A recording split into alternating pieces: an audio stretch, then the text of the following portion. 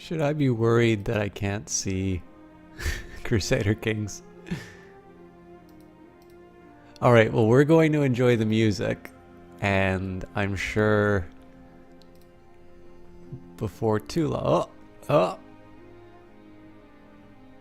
There we go.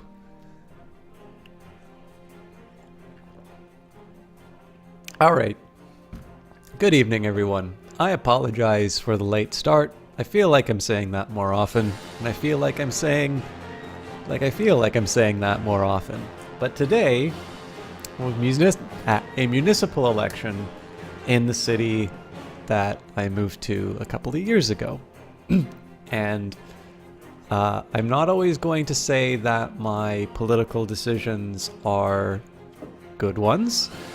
I'm not going to say that they are, you know, I'm not even going to say that, you know, I've been consistent in terms of my voting track record throughout my life. But I voted municipally today, and that means that I get to be smug and tell you all how important doing your civic duty is, and that makes me feel good about myself. Now, I'll talk about it a little bit. This was a really interesting case, because I was such an airhead that I didn't know that the election was today, and I had done very little to educate myself about the candidates. And yet, despite this, I didn't get a voting registration card. I didn't get anything. And yet, and I showed up to the wrong polling place. And despite all of these disadvantages, I was able to cast a ballot in the local election. And my conviction is that obviously we're going to be playing a game which has absolutely nothing to do with democratic values whatsoever. But I do recognize that a lot of people who watch this do not live in countries or states, provinces, where the voting rules are such. Like, actually, you know what? I'll get this out of the way at the beginning now. I might bring it up a couple more times, depending on who's in and wants to talk about it. But to give you an example of how much I blew it as far as participating in the election was concerned. Didn't know it was an election today. Walked by a school and saw the voting place signs. The polls were open from 10 in the morning until 8 in the evening, so they've been closed for about an hour now. One of them has been extended until 9:15 because they had some kind of computer problem or something like that, so they extended the hours to make sure that everyone could be accommodated. And so I thought to myself, on seeing that it was municipal election day, oh gee, I guess I'd better find out about the candidates and I should vote. Now, didn't get a registration card in the mail. I moved here 2 years ago, but apparently that is not a surprising thing that I was not on any kind of a list along those lines. So go to the place where I voted in the provincial election. Canada has provinces instead of states. Waited in a line. I've waited in longer lines for coffee, so I wasn't too mad about that. Get there, and the guy informs me, oh, this is not the right poll for you, and pretty much instantaneously flips to the beginning of the book and tells me, hello, Captain Shield, good to see you. I'm just recovering my exercise in electoral systems that have nothing to do with feudalism. But yeah, so flips open the book, says this is where your poll is. It's about probably 15-minute walk, so I gave a light jog because it was like 45 minutes before the polls closed when I originally got in there, and there was a bit of a, like I said, there was a bit of a line. Get in there, show them a piece of photo ID. They give me a little form to fill out, which sort of asks what my current address is, what my old address was, and so on and so forth. And after I did that, I was given a ballot, could mark it down, and there we go. So basically, despite the fact that I had put no effort, that my decision to vote was essentially made at like 9 o'clock in the morning when I walked by a polling place, and I did not do any of the most basic requirements to make sure that I was registered or something like that. The system was able to accommodate me. I believe I would have been given time off of work. I mean, not like they wouldn't have paid me, but I believe I would have been given time off work to be able to vote had I requested it. Although, again, with polls being open from 10 to 8, I think most people would be able to handle that. The big point that I get out of this, and the reason why I like telling these stories, is that I realize that this is not everyone's experience of voting, and it should be. And most importantly, that those kinds of voting rules are ones that are usually very local. In the US, I believe those are state responsibilities. But they're the sort of thing that, like, I am not someone who is like overwhelmingly crazy about electoral reform. I think it's very easy to talk about that, and I think it's very hard to demonstrate how that necessarily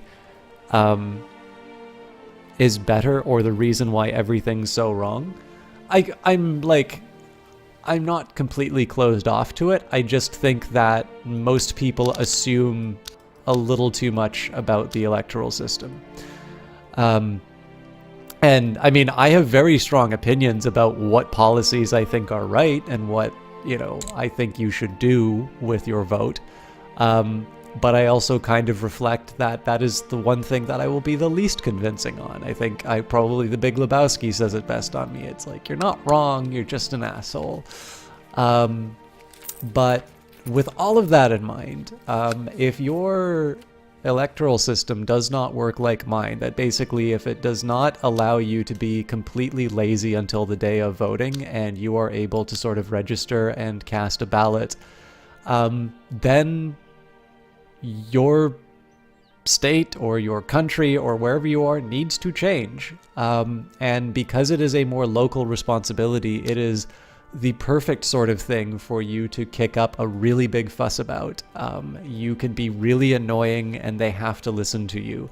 And because it strikes me as the ability to vote in the first place is probably one of the most nonpartisan things you could find, it's one of these things that I always like to encourage people. If you don't get to be super lazy like me, I do recommend that you speak to your local representatives forcefully and repeatedly. Anyways, with that bit of democratic finger wagging out of the way, I will mention, by the way, if you do live in a democracy and it's like my everything that you have is sort of accommodated like me. Maybe please don't be lazy like me. Maybe we can cool it on the be a little bit more active than I was. But I can't redo the day. Anyway, we're 10 minutes in. I'm gonna shut up. So we are now Count Orson of Verona after many people have died. So I've currently got an epidemic in the capital. I'm trying to raise an heir. I am trying to kill someone. I am a seducer. I believe I've seduced my my liege. I can't remember exactly when did I become king? Or count. I'm not king. Oh, that's right. We waited for the end of the year. So I've been king for 6 months. Count for 6 months. So let's think a bit about what we're going to do. I have a strong claim on... yes.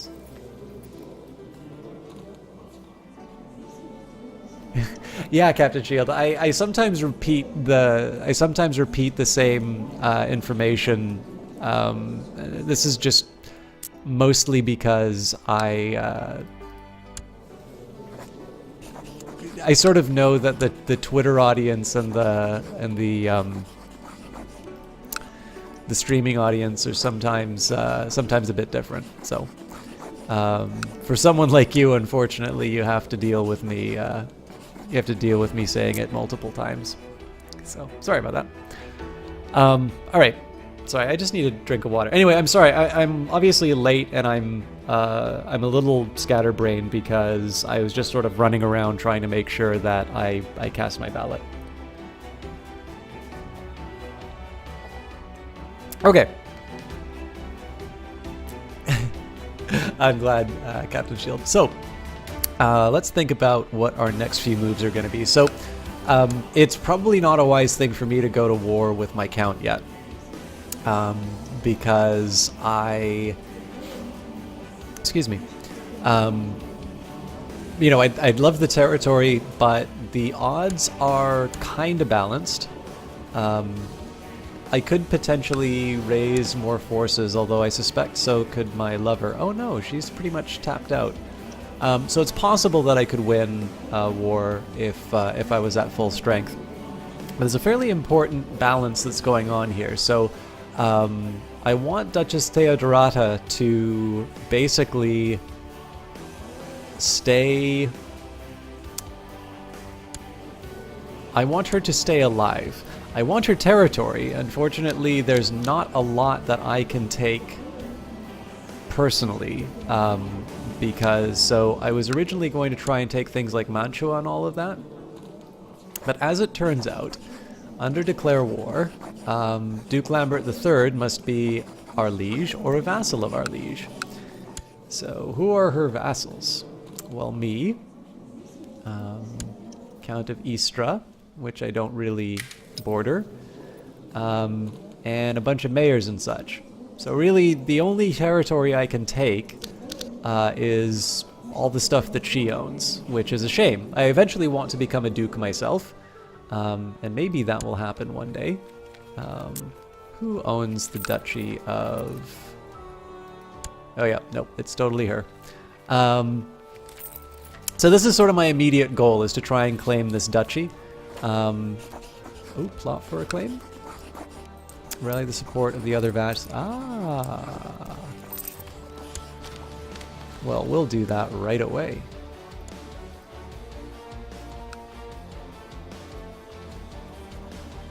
What will it cost to bribe? Yeah, I can do that.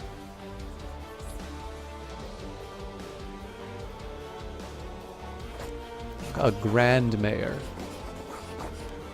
Oh yeah, I definitely don't have money to bribe a Grand Mayor.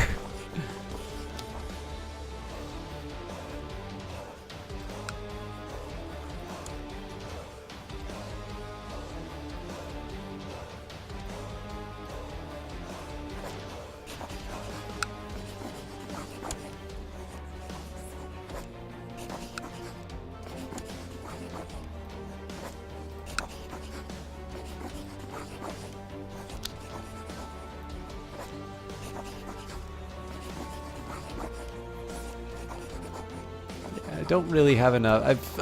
Most of these cheaper ones will probably get me a little bit of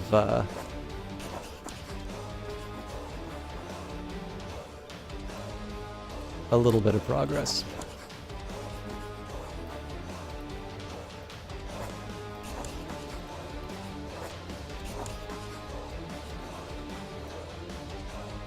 I was wondering how I could get some of this stuff done.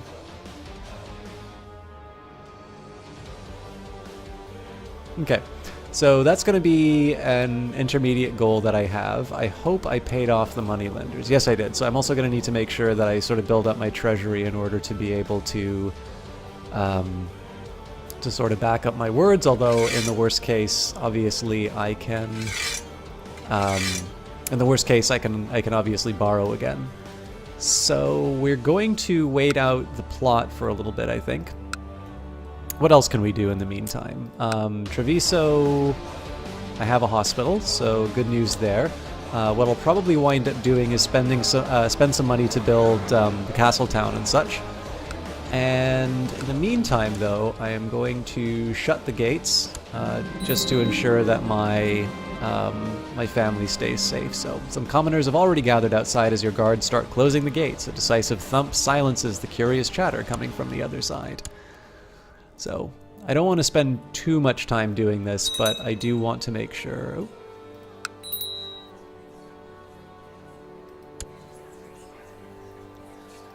Hello. 60% chance of fulfilling the claim. 90% chance. Okay, so I just really need one more. Ideally 12% or more. So let's just take a quick look. See, the problem is that she's so expensive.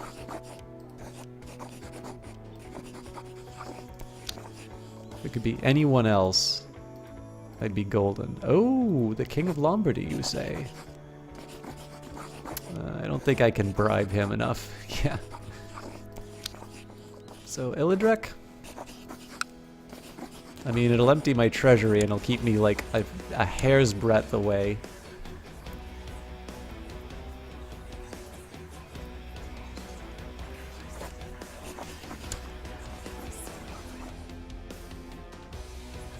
Here we go.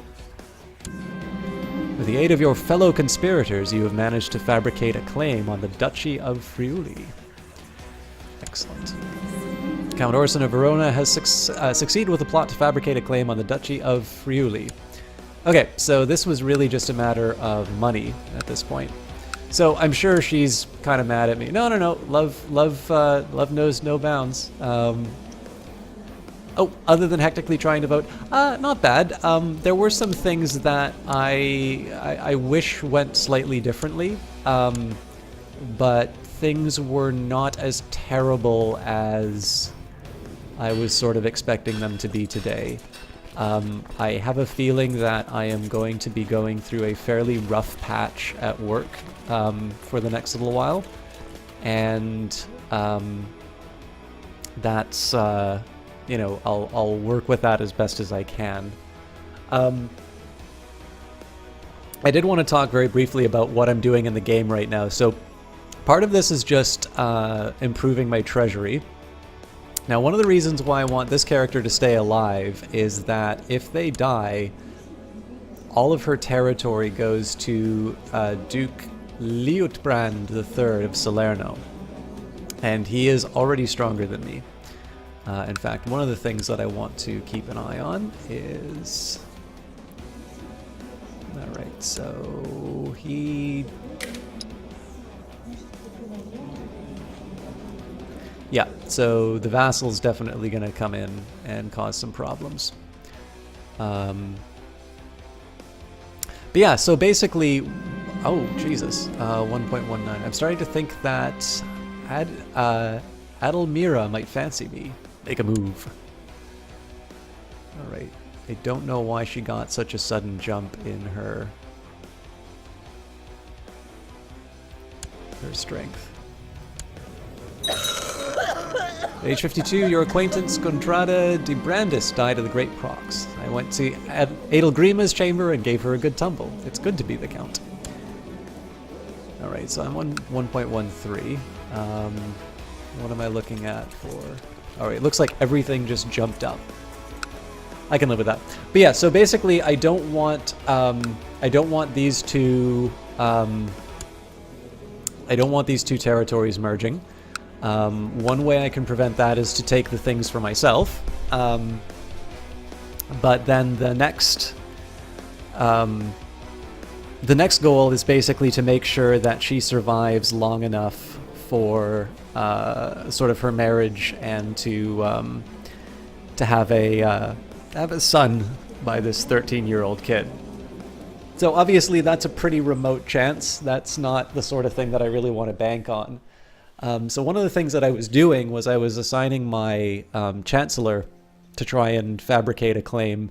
But as it turns out, I was curious about that plot. And it actually turned out rather well. So in this case, I'm going to perform statecraft with my chancellor. As far as my marshal's concerned, I really don't have anybody better to put in that job.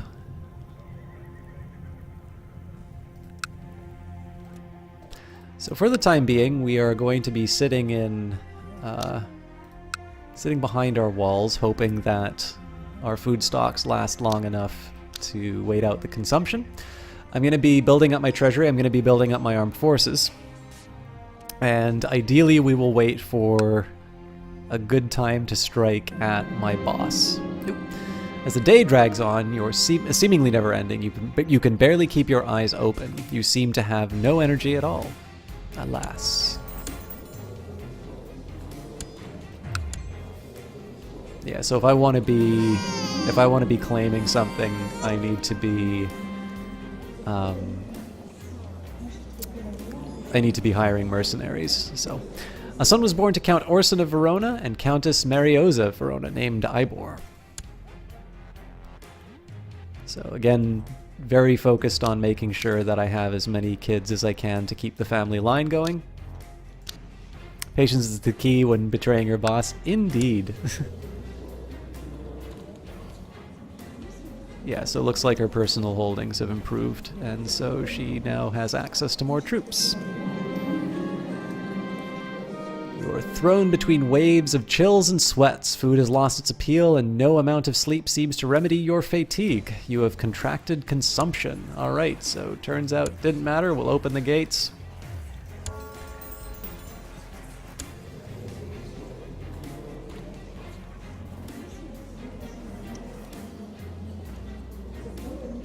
Fortunately, it seems to be a mild illness, so... Oh! A son was born to Count Orson of Verona and Duchess Theodora of Friuli, named Desideratus. Now that is great news for me, because it's potentially a successor. Seems my amorous adventures have resulted in a child. Little Desideratus is my spitting image. We will acknowledge him as mine, but we won't legitimize him.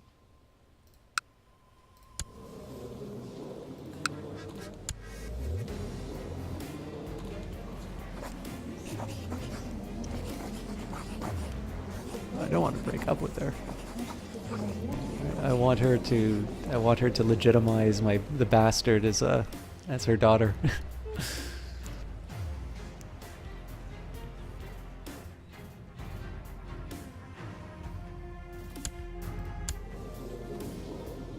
Yeah, so I'm not hoping for too much as far as my forces are concerned. I'm pretty sure at this point I'm going to need to hire mercenaries.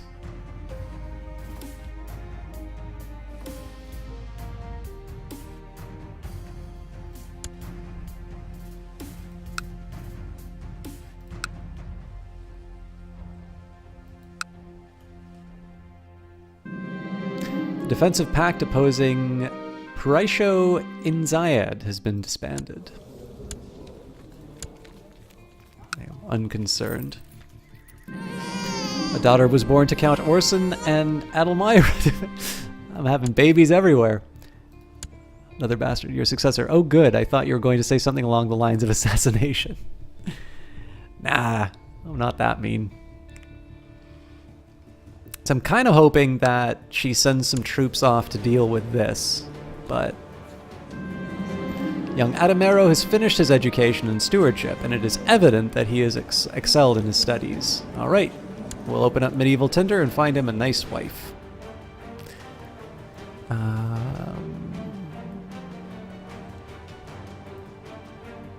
This is tempting. Child of a concubine might be a problem, though. Oh, nope. This pleases me.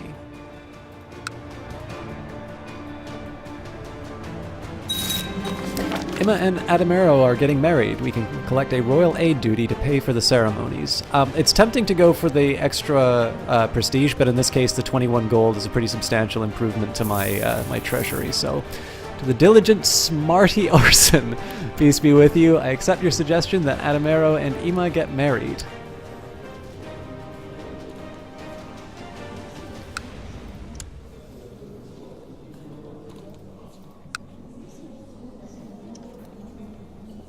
So yeah, part of this is just going to be, if I can, raise as much financing as I can. Oop.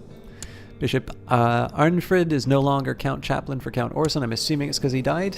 Yes, he died of consumption. So let's see. All right, well, the angry bishop is now the court chaplain, and he's not so angry anymore. And I should also probably be looking for people who like me to appoint a successor.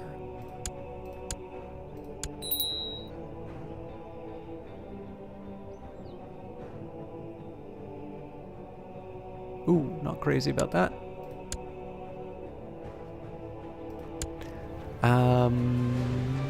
Okay, new physician.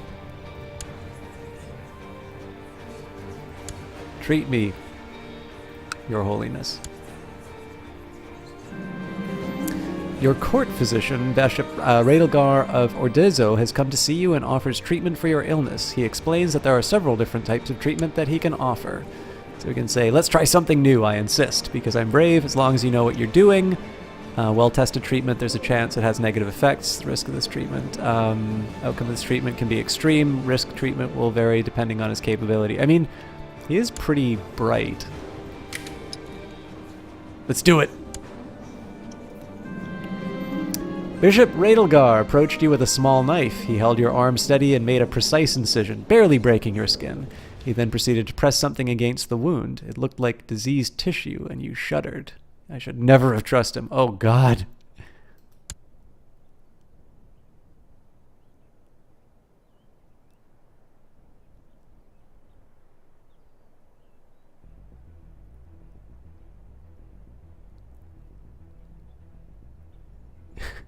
Hey, Myosin 2P.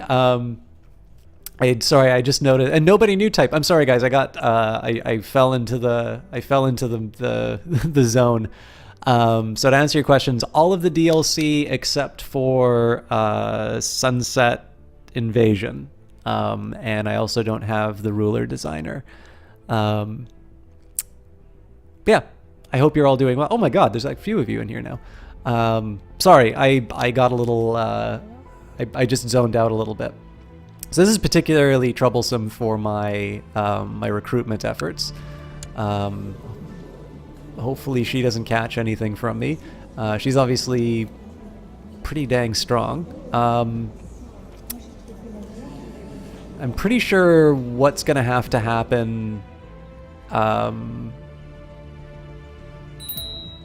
pretty sure it's going to be a matter of... oh God, can I afford it?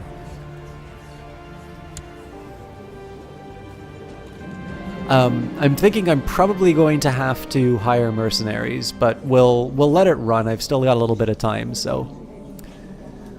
Do you deliberately lower your monitor resolution to play this game? No, but I do have I have a weird shaped monitor, so what I do is I play it in a windowed mode to ensure that I can get the 16:9 aspect ratio. My decision to stream at 720, though, is mostly just a function of the fact that, while I sometimes get transcodes, I wish I would get them with more regularity. The upload rate that I can sustain with my current internet, as well as the possibility that some people may be watching when I don't have transcodes, I found the best way to sort of get the, sort of pixels per inch that I think looks okay is 720 at 60 frames a second, and then the upload rate that it is. I know on YouTube people complain about the resolution being too low, but it's one that works well for me for streaming, so that's how I tend to do these things.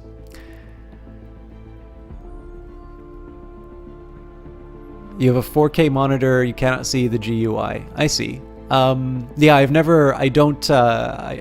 definitely don't have anything too I don't have anything too fancy in my setup anyway, so it's not a problem I've had to run into. I'm sure the forums would probably be able to help, be able to help in that regard. I don't know if there's some kind of scaling, or I think there might be some parameter that you can adjust in the Paradox folder.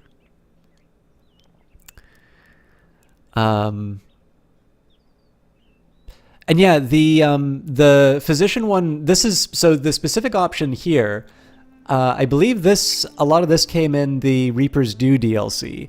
And this particular option comes from the fact that I have the brave trait. Because I don't learn from my mistakes, my court physician has come to see me and offers treatment for my illness. I'll say, come on, let's try something new, I insist. Oh, I'm sorry to hear that, Belmore. And... oh, god damn it. I always wind up as a lunatic after these things. Bishop Redgar's assistant assured him you were asleep. However, his potion had failed to fully take effect, even though you could neither speak nor move. You were still aware of everything they did to you. You tried to scream and thrash, but you were a prisoner in your own body, and the procedure seemed to last forever. I am cured of my disease, but now I have gained madness.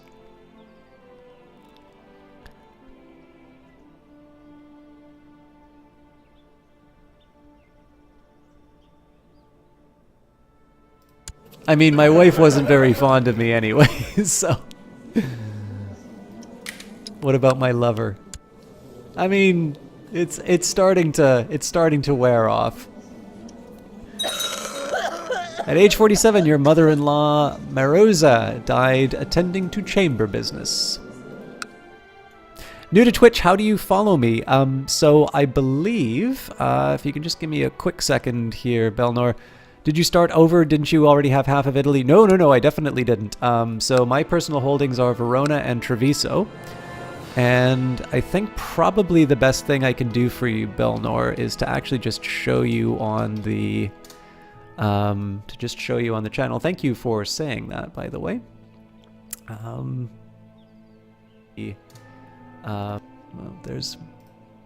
there's me. All right. You know what? It's probably better if I actually choose somebody who's not me. So I'm going to show you a gentleman called Johnny Big Time very shortly.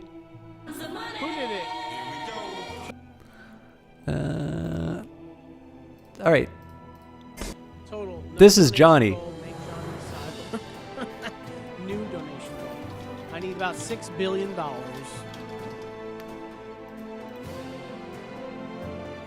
All right, so in the top right-hand corner here, there is a follow button. I'm already following Johnny, so that already tells me there. But this is basically the button. Hey, thank you very much for that follow. All right, that's enough of Johnny. Anyways, thanks a lot for that, Belnor. We were actually hoping to get to 2,000 follows before the end of 2018, and obviously we crossed that because of the Cultist Simulator stream. So, okay. In fairness, the reason I sought a lover was because I found out my wife was homosexual. So, you know, I wanted to ensure the bloodline. So, But yeah, so to answer the question about, I've always, I started as the Count of Verona. We got Treviso. I got a claim on this county as well, but I actually, more importantly, got a claim on the duchy. And right now we're waiting to get my my strength up to a level that I'm able to take on the Duke. And I think what's more likely to happen now is I'm going to just get my wealth up to a point where I can hire mercenaries. In theory, I could do that right now. But I don't want to risk it. If I can avoid going into debt for the title, so much the better. I've had my eye on a feisty young scullery mage with huge intellect for some time now. Though she skillfully dodges the attentions of every boy and greybeard at court, I have her blushing furiously whenever I gaze into her eyes. Seduced and wrapped around my finger, this sharp lass could be very useful. So, make her a lady and keep her as my mistress. Bed her and make her mine. What a spy she'll make. Or a common wench? I can do better. We'll get a new spy into the court. You can never have enough, Captain Shields. My Chancellor has improved relations with some bishop. Great. But yeah, so this is going to be a little bit of a waiting game, mostly just because I want to try and get some worldly resources. We'll maybe wait for some of these battles to finish out thing too. Good thing you don't have decadence, indeed. This is actually the first time I've played a Lombard in probably over a year. Maybe I've never played a Lombard now that I think of it. I know I always have Italy, but that's because I play as Charlemagne. But yeah, I think definitely haven't done one on stream before. My dear Count, I regret that events have forced me to sully my hands in this manner, but unless you'd swear not to form any new factions conspiring against me, I shall have to spread your unsavory secrets to anyone willing to listen. My desires might make others think less of me. This option is available because you have the lustful trait. Sure. I mean, I've already made the faction to take her title.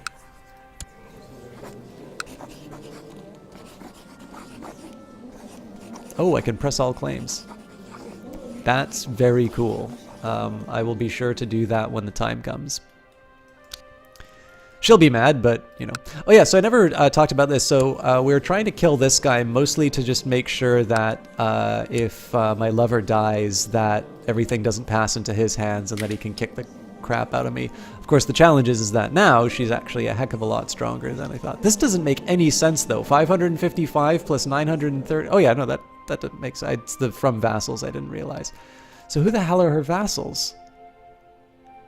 Ah, Ulfo.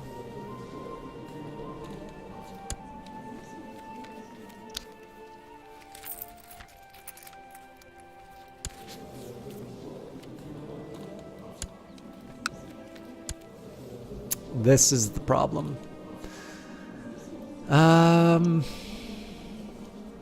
don't think I'm ready to...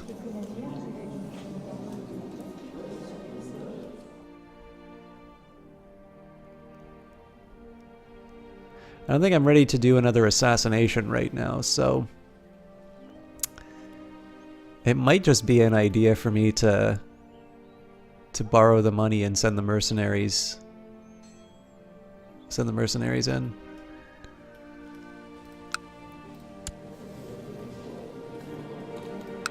Okay, so Ulfo will join the fight.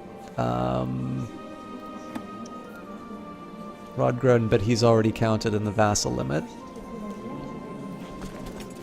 So realistically, it's not going to get any better for me. The one problem, though, is I've always started war too prematurely, so I am going to wait. I think I'll wait until I have like the 150 to hire a mercenary company, and then I'll borrow the money to sort of maintain the army. So, a daughter was born to Adamero Adamini and Imma Tatingi, named Imma.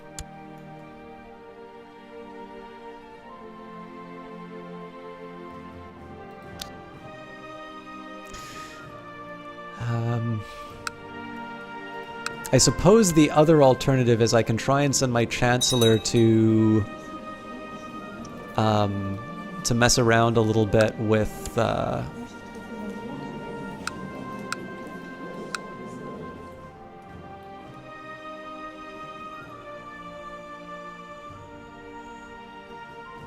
can try and make him like hate her, but I don't think that'll quite be enough to...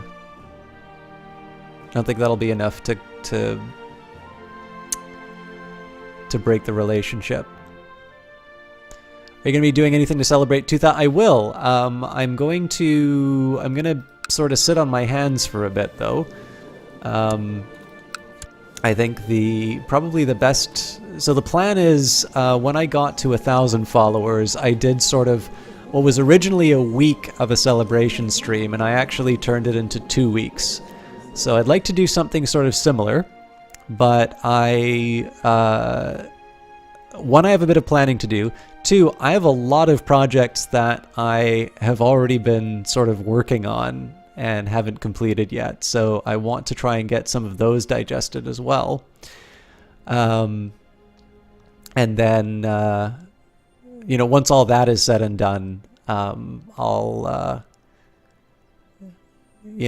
try and put a little more careful thought into how I'm going to realize it. 4 weeks? Oh, 4 weeks, yeah. Gotta double it because it's 2,000 followers. A month-long celebration of 2,000 followers, at which point the number of people so fed up with the self-serving, thanks guys, I'm gonna become the biggest on Twitch, you guys are awesome, this is all about community. I'll be like down to 1,500, so just so people can make me shut up. So Charlemagne start to end date marathon. I mean, I did do the Charlemagne start date, but I don't think we're gonna get to the end because I think Holy Fury is gonna come out, and so the deal with that is if I get a key for that, I'll obviously stream it. If I don't, I'll just revert the patch to this current one, and we'll carry on with the play. But yeah, anyways, I do have special things in mind now. I am sort of the opinion that it's really lame for me to sit down and say, hey, what do you guys want? This is all for you. Like, I should be the one who's entertaining you.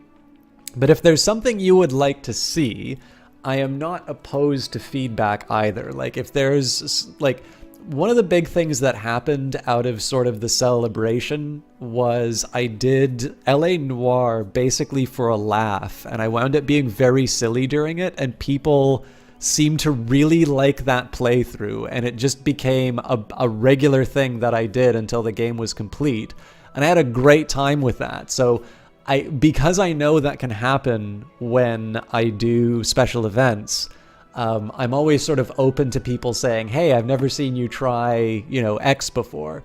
So I sort of think that my responsibility is to make sure that, I do something, that I'm the one to keep, keep things going, keep things entertaining. But with that in mind, it's probably not the worst thing in the world for me to, oh God, all these people get, nope, can't marry her off. Never mind then. But yeah, so like I'm trying to keep open in terms of what people's suggestions might be, and if I don't do the individual decisions, usually what happens is it sort of lets me know where people's heads are at, and I can try and do something along those lines. So CK2, but your measure of success is the number of inbred offspring. I still haven't gotten someone with the inbreeding trait yet. Okay, so I came into a bunch of money, which I don't know how, but word reached you of a chancellor in a foreign realm who is of masterful skill and handles his tasks with ease. Seeing as your own abilities are often doubted by the rest of the council, perhaps you should write a letter to this Orgran Yantkush and ask for his advice. Yes, I will write to him. Alright, did I accidentally borrow money? Because if I didn't... Oh, I didn't. I am going to start a heck of a war.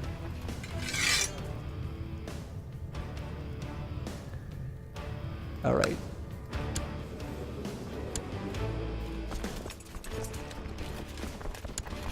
We'll still wait a little bit.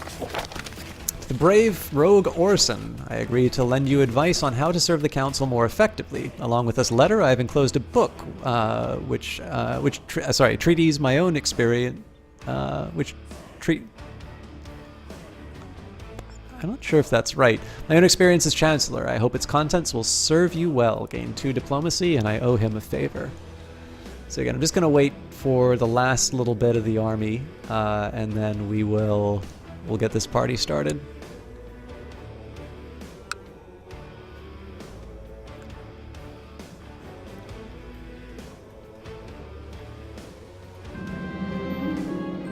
I see her flit past out of the corner of my eye, naked and red-haired, giggling, the nymph who lives in the garden, always teasing me, never showing herself clearly.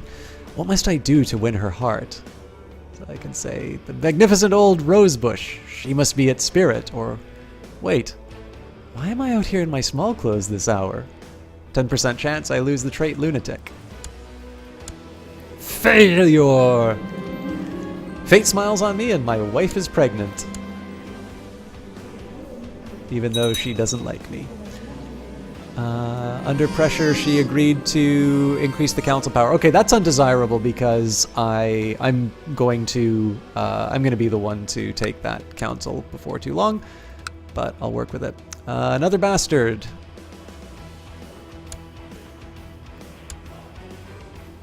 You can never have too many, really.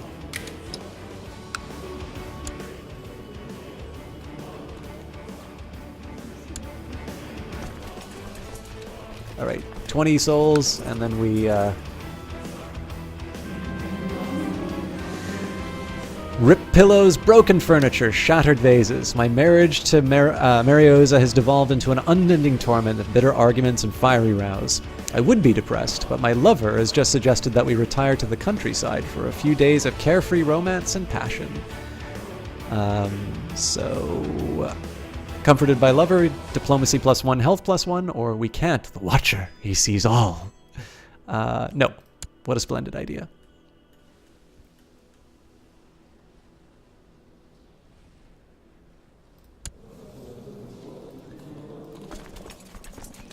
Okay, one person down I can work with. So let's double check. So I need to worry about this pact. Husband's grown up. It's really Ulfo Vit that I need to worry the most about. He's at 1.18. Fortunately, he's got gout and depression and all of those glorious things. It'd be great if I could somehow bump him off and cause his son to inherit, because that would pretty much devastate his holdings. But I've got enough money to be able to press this claim on my own. So in this case, we will declare war. We'll press all the claims.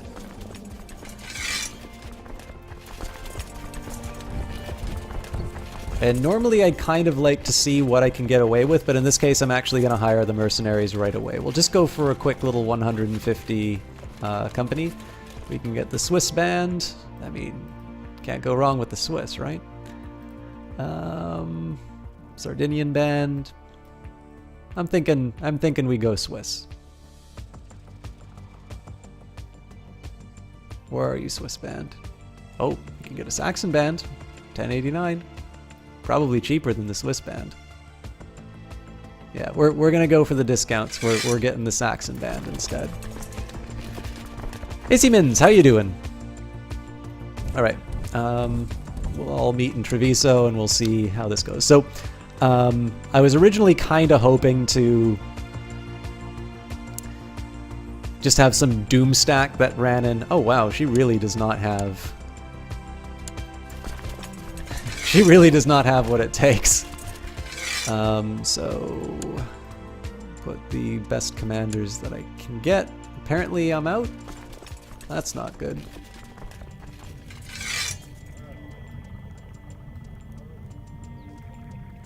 Okay, apparently my existing commanders want none of this.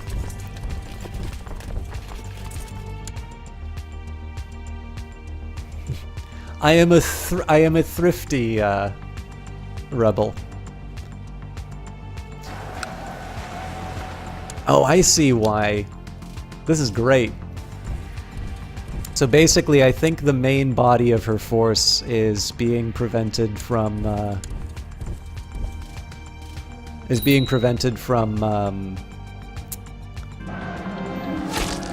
nope. Oh no, yeah, so I think the main vassal is currently under siege from the Byzantines, so I didn't actually need my mercenaries. But I've got them now, so you're sitting on the floor of your bedchamber, wearing one of your shoes as a hat, when suddenly a man-sized gopher enters the room. It is dressed as a maid, and when you shout in alarm, the rodent squeaks and skitters away in panic. You chase it down the hall, but find only a terrified maid cowering in the floor. Invite her to my chambers. No, sorry. Where did the gopher go? Did you see? Lose 20 prestige. Okay, so basically I'm going to inflict some battlefield defeats because I can, and then we'll focus on sieging down the territories that are war goals.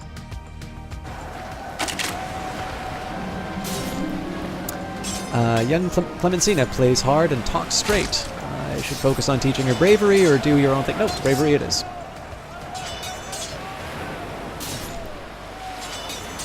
So this is pretty straightforward. It is sort of tempting to peel off the mercenaries. What I might do here, I might split the stack, and we'll try and take her other territories. So there's another duchy. Well, I don't need to worry too much about the duchies. So that's the holding, and that's the holding.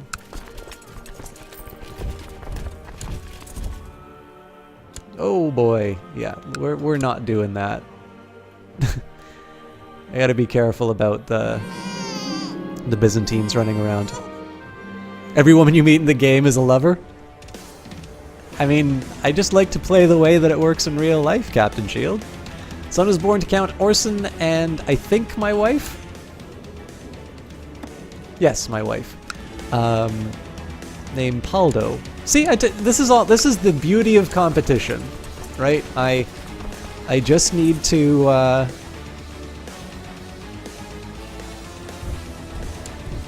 I just need to introduce somebody who is competing for you know, for the bedchamber, and it's all good. Now this is going to be unfortunate. Verona is currently under siege from the Byzantines. The reason why we are at war is because they want a claim on Bari.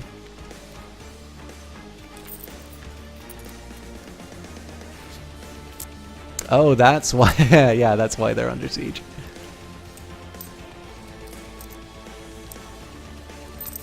Hey, K5, how you doing? We're currently being filthy rebels.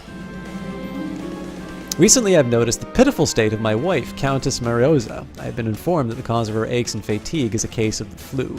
Called for the court physician once. Now, when these guys combine, it's going to be a little bit of a concern because they'll become 1,000 strength. But I should still be able to keep the siege going down. Now, this is a bit of good luck for me that the Byzantines wanted to claim territory that where they headed.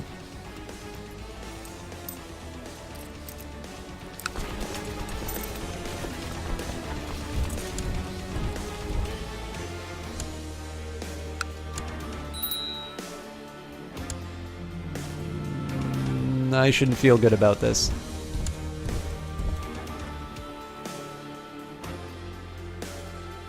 Okay. Turns out I didn't need to do that, but I'm gonna combine everyone just for safety. Now the drawback is that this is burning a hole in my treasury, but there's not a lot that I can do about that.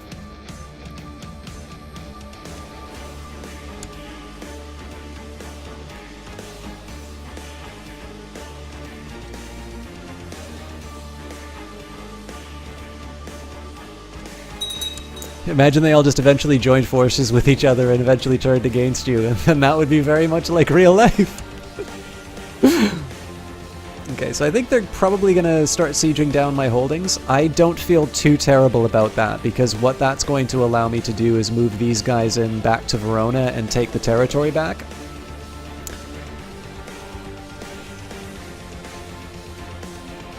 Oh, nope, looks like they're... Okay, so they're going to try and take Treviso instead. We've got 2 more holdings to take out. So what I might do is I might just siege this down and then send these guys packing so I can get some of the war score. Did I get any money as a result of that? I don't think so. Oh no, 13. I mean, it's only a month of my mercenaries, but could be worse.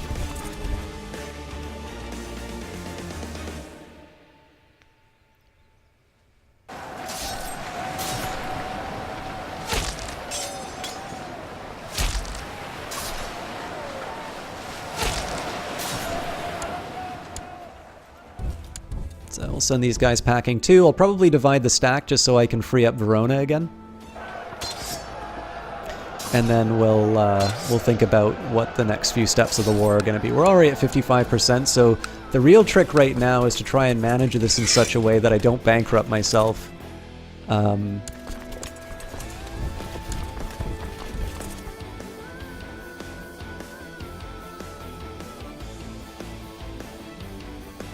And hopefully claiming this will be sufficient. I'm having dinner and plenty of drinks with Prince Bishop Teldis of Ortobello tonight. It's lovely, yet what I'm most charmed by is Teldi himself. Why else would I not immediately stop our conversation, which has slowly begun to touch upon some of the most heretical ideas? Questioning the salvation of God? If we do not ask questions, why did God make us curious?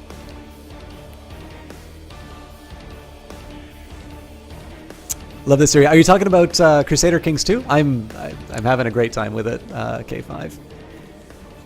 Wait a minute, the Tiger Woods scenario. Oh yeah, sorry. I am very slow tonight. I'm sorry, guys. Yes.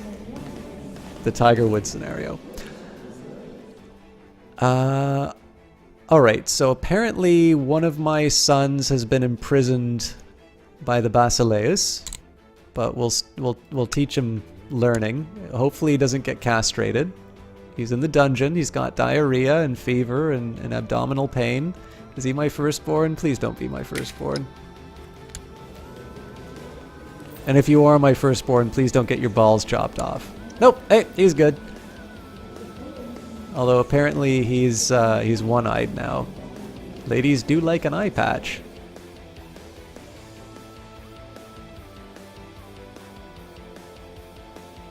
Yeah, I mean, in this case, my later civic duties caused me to start the stream at a time that was convenient for people.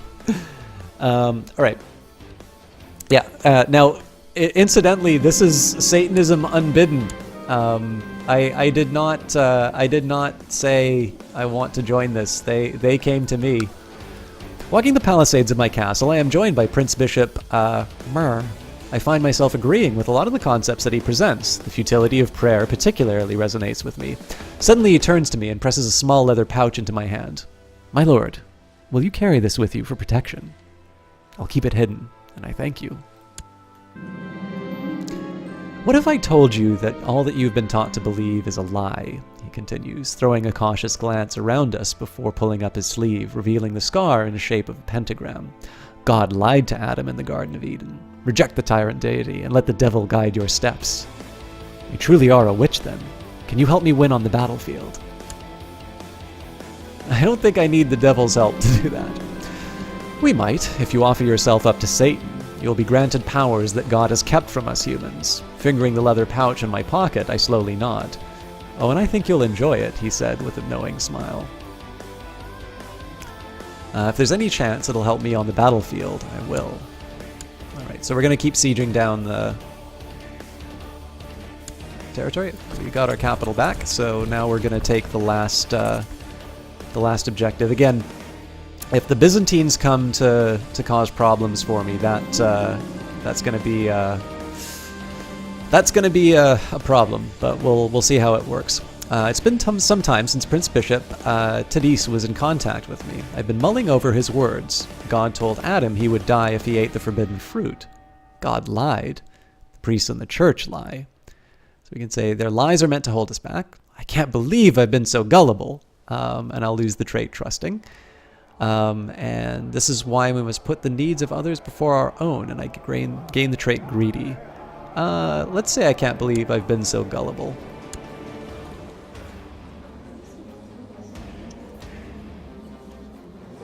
Okay, looks like they want to keep going. Alright, another kid who's in prison. We'll teach her etiquette. I found some cryptic scrawlings written in blood on my bedroom door this morning. The guards say they haven't seen anyone enter during the night, and I dare not ask my court chaplain to decipher it. Yet I think I understand. The pentagram. The mark of Lucifer. Of course, the bargain must be struck. You carve a pentagram into your arm, just like the one Prince Bishop Tedis showed you. Okay, so it looks like the Lollards are the one to send these guys packing. Now, the problem is that they're laying siege to my capital, which is a bit of a dilemma. But I think the good news there is the cook has prepared a fine meal, but the priest preached about temperance. I'll satisfy my hunger with bread and water. It'd be cool to get gluttonous, but in this case I get better traits through temperance. People are complicated. Alright, Brother Orson, we have received word of your dedication and desire to join the Legion of the True Lord. Await the messenger. Let the Dark One guide you. Signed, High Priest Beothric. Okay, so what I would normally want to do here is take out this Lollard uprising, but I'm not going to have these... Well, actually, I've met an intriguing and hypnotically beautiful woman at court. I'm going to risk it here. Apparently, this Rajya is a foreign diplomat. 51 years old! I engaged her in conversation for the first time today. We spoke at length about building plans. I was shocked when she carefully pulled up her sleeve, revealing the mark of Lucifer. You're the messenger? The abjurer smiles. I'm pleased to find you not only a charming man, Orson, but also one capable of intellectual discourse. The brethren value the pursuit of knowledge, you see, in addition to more earthly pursuits.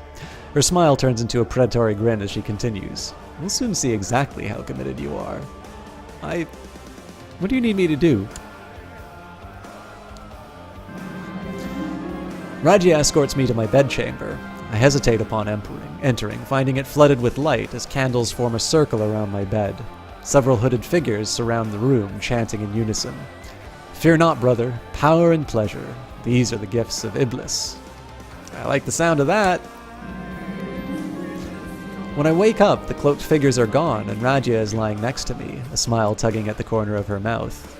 Welcome to Lucifer's own, Count Orson, she says. I hold her close, wondering how I will look back on this moment. I wish I'd found you sooner. Alright, so I'm going to be at a bit of a disadvantage here, but this... God damn it!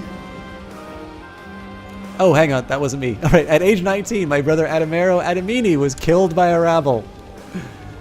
I have a new heir. If my character dies, I will now play as Gunold Adamini.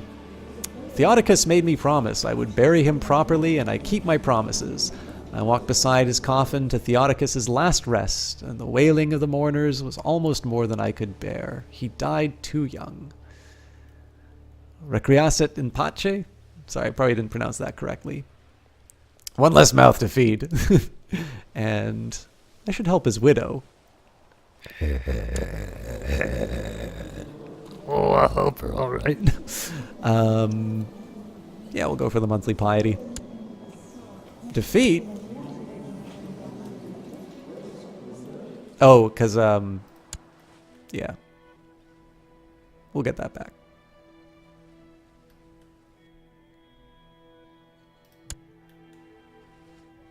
So this is partially to try and help with the costs of mercenaries. Oh, God.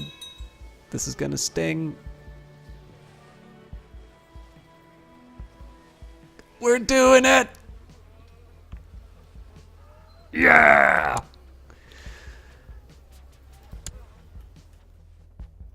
Alright. So let's split it up.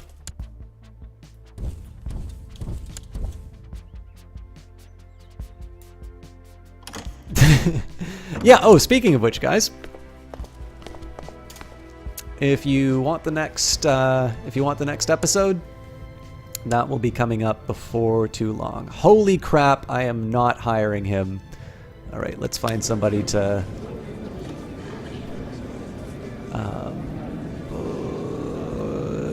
diplo range, yes. Join, yes. Sort by...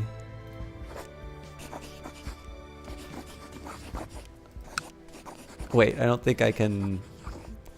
I think they have to be a dude. Wow. These are not great options.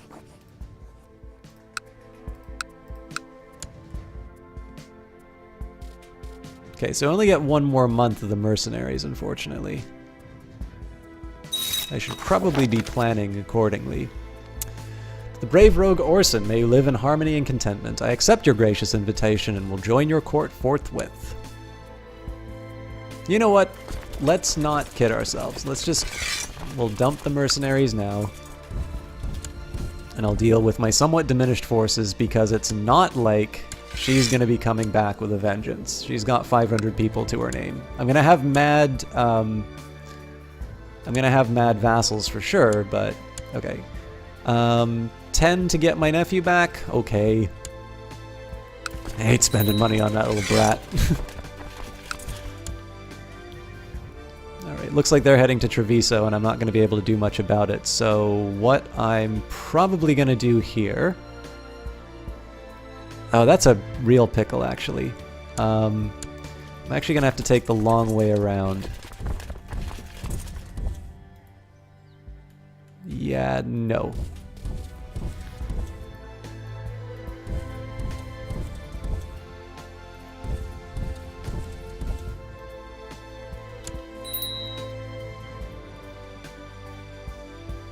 Might have been a better idea for me to go for the moneylenders, to be honest.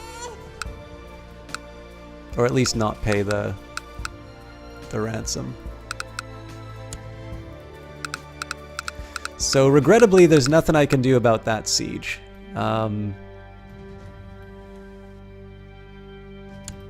This guy join yet? Yes, he did.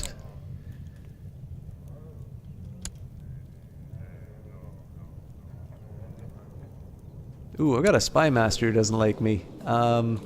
Yeah, I made a really interesting choice by pissing off my wife, who is my spy master and has a ridiculously high intrigue.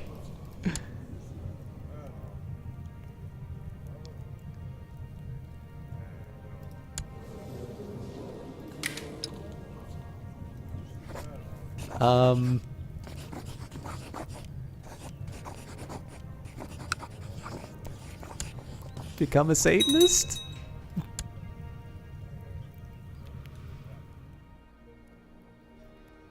Oof. Okay, so I'm gonna have to send Priest to deal with the Lollard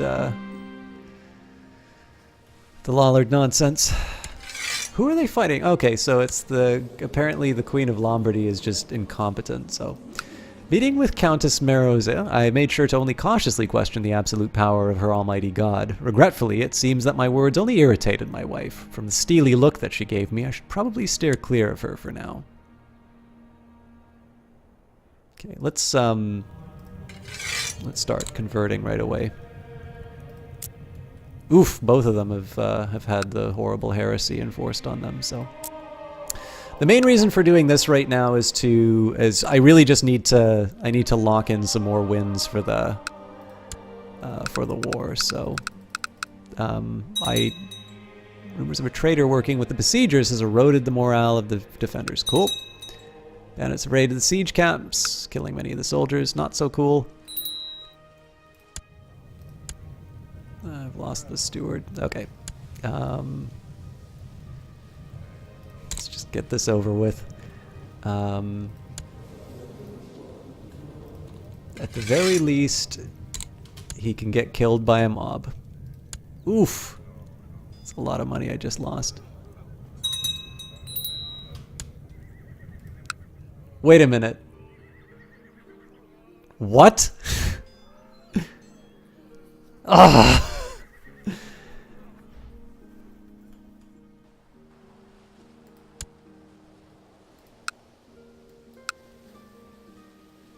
So apparently that was my territory that was being fought over in that rebellion, so it looks like I got another war coming up.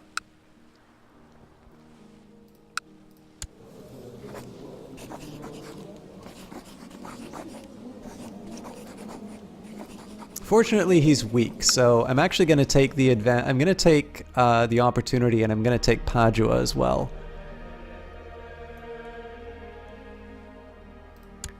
Unfortunately, I do need the money, so.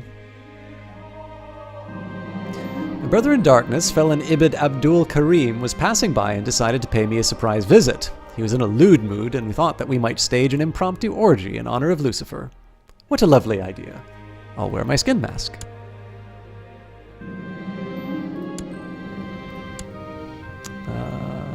Okay. So I'm going to reassign my steward.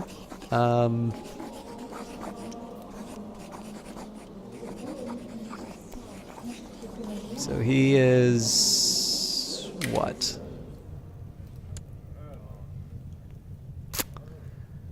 Everyone sucks.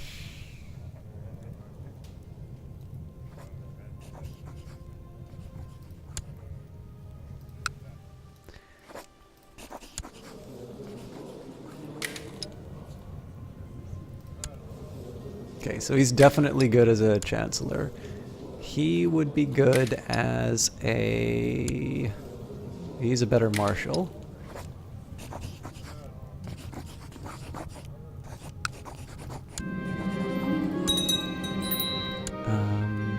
He's a decent... Alright, and I need... Apparently I need to find a new...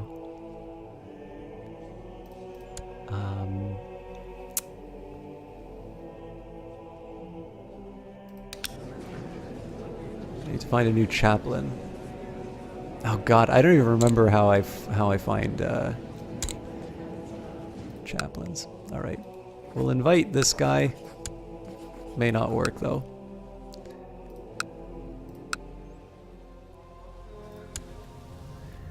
Okay, my marshal needs to train.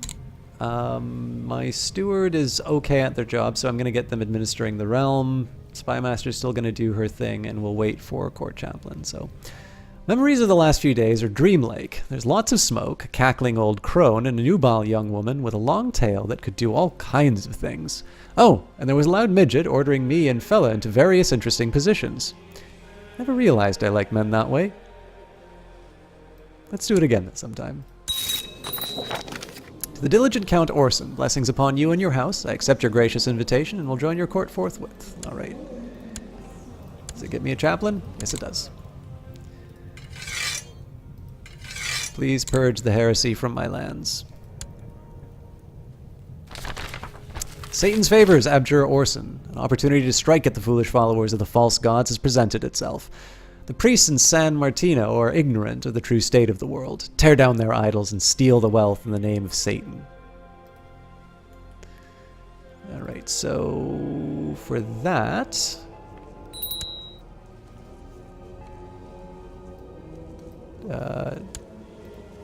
let's try that again.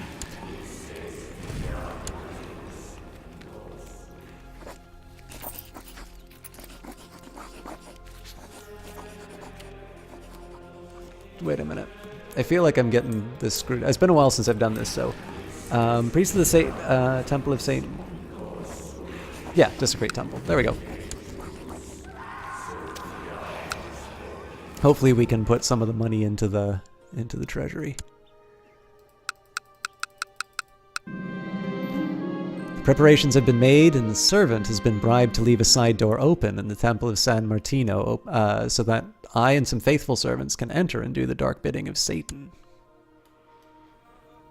So that will hopefully get me a little bit of money. As I and a group of my the faithful make our way through the church in Title 1, I spot a I spot a priest tending to their duties in the middle of the night. Kill them. Dead men tell no tales. Navigating our way through the small church, I and my companions have entered a small room that goes for an inner sanctum. The room contains the sparsest possible honorings to God and a scant few decorative idols and relics. The state of this place shows clearly the superiority of our cause. These relics shall be put to better use. My use. Night is silent as we exit the church, our foul rites making sure that the holiness of this place is tainted for years to come. Dark deeds done in secret.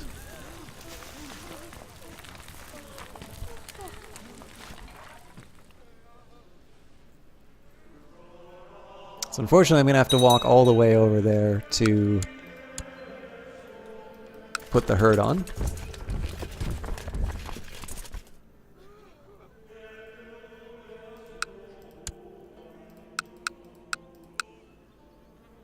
It's definitely a more, this is more of a grind than I wanted it to be.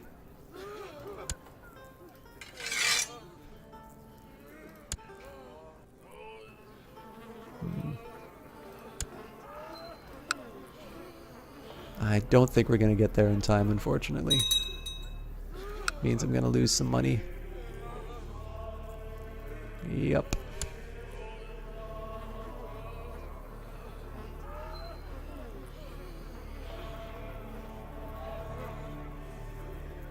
My army's not doing that well. So we need to siege back the territory, then we'll consider what's going on in Veglia. Hey, Masamagoma! Okay, send them packing. Reclaiming this territory should hopefully give me a small edge in terms of my my war score.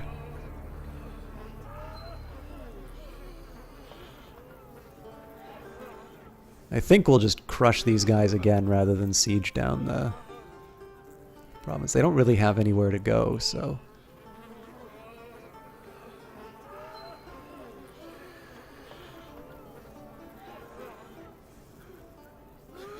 So once I get this back, I'll intercept them. My liege, I'm pleased to report that your errant subject, Mazayan, has converted to the Catholic faith. Praise God. I mean, it's cool and all, but could we maybe get the Lollard heresy out of here? I wonder if this guy's at war. He is at war. All right. So I gotta get my treasury sorted. Gonna lose some money? Oh well, you have plenty of plenty of that I do. The lovers thing is definitely keeping me. All right, here we go. Now we can press my claim. I've usurped the title of the Duchy of Friuli from Duchess Theodora of Croatia. Count Orson of Verona has usurped the title County of Aquileia from Duchess Theodora of Friuli. The Veronan War for the Duchy of Friuli and the County of Aquileia has ended. Count Orson of Verona won. All right, so now we are going to... I'm going to head home. I'm going to tend to my finances. I'm also going to deal with my pissed off vassals. And we're going to make our designs on reclaiming Treviso. Whoa! Enemy presence on our homelands. I gotta live with it. Okay, so let's deal with the alert. So the good news is I am now a duke.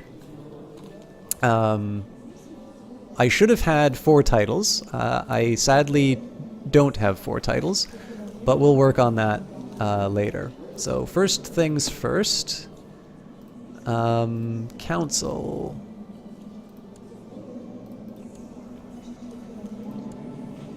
Okay, as long as the council's not strong, I'm good. I'm gonna risk shutting the gates. I won't recruit the physician. The kid's still being held by the Basileus. We will teach him duty because he might potentially become a ruler. So I do want to pass my ducal claims, but we'll do so only after I've got some money. So the immediate plans here. So this is sort of the culmination of a couple of weeks of planning. Oop. To the heroic Duke Orson II, blessings on you and your house. We've decided to offer you the position of commander. Do you accept? I accept. So basically, the idea here, we took Verona, we took Treviso from my liege. Now, unfortunately, because of the Lollard Rebellion, we lost Treviso, but now we have the Duchy and Aquileia and whatnot. So what we're going to do is we're going to take Treviso, then we're going to take Padua, and we will take Mantua. That should give me all of the counties inside the inside my duchy. And because I either need to decide whether I want to increase my centralization, which will allow me to hold more personal holdings, or I'm going to have to decide whether I want to start distributing those amongst family members. I'm likely going to increase centralization so that I can sort of blob out, and once I've got a nice little core in place, then I can start considering handing things to the family. So we've moved up a rung, which is great, and the next sort of steps are going to be trying to consolidate my power and recover some of the lost territory.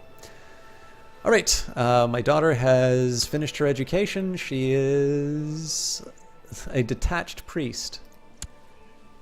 So who can we marry her off to?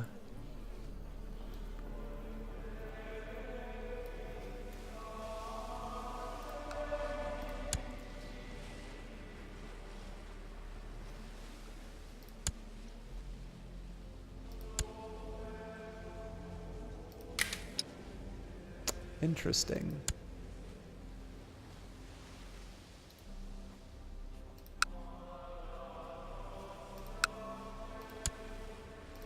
Can I not pick him? Apparently not. All right. So again, medieval Tinder. Let's see what we can. doesn't look like there's anything too attractive in terms of alliances that come out of this. So really, I just kind of need to get rid of her.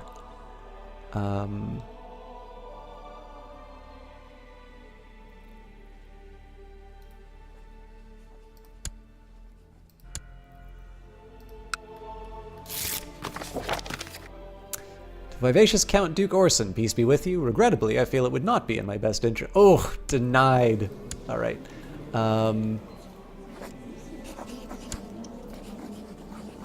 Grand Mayor. Nope. Highest rank. Count?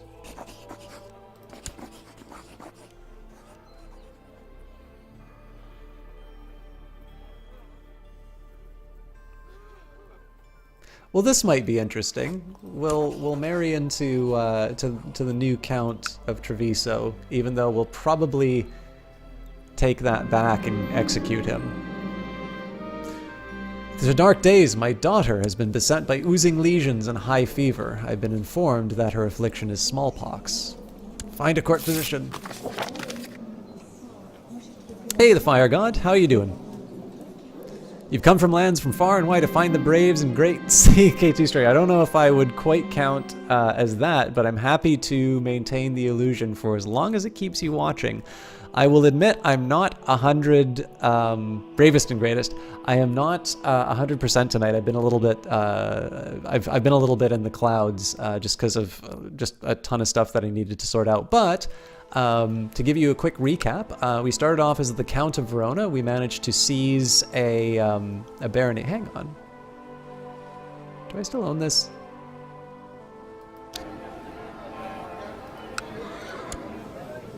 Yes, I do still own this barony. Now, unfortunately, we lost Treviso to a Lollard rebellion, but we were able to claim the duchy and the county from my own liege. As far as what she has, she's still in prison. Who imprisoned her? Duke Radald the Wise. All right. So there's some inheritance problems. Looks like she did have a kid, so there's good news there. She'll probably have a grudge. I think we're still lovers. Yep, we're still lovers. She hates me because I usurped the title, but, you know, can't get enough of that. I mean, look at him. He's got a Twitch streamer beard and everything. So, I mean, this is a potential liability, right? If she gets back on her feet, she can potentially claim the duchy from me. But at this point, we're going to be using this as an opportunity to expand out. Our expansion was limited to trying to take my duke's lands because all of sort of the neighboring areas belonged to other... they were basically vassals to another lord. So what we're going to be able to do now is we're going to be able to take like Mantua, Treviso, and Padua back. And the great news about Treviso and Padua is that they're held by Lollard scum. So as a result, I mean... they have a meaningful army, as it turns out. I don't know where that army is, and I hope not to find out. I'm actually somewhat suspicious of that number, seeing as I've got 611 and nothing else. Oh, event spawned. Okay, we'll wait for the event to go away.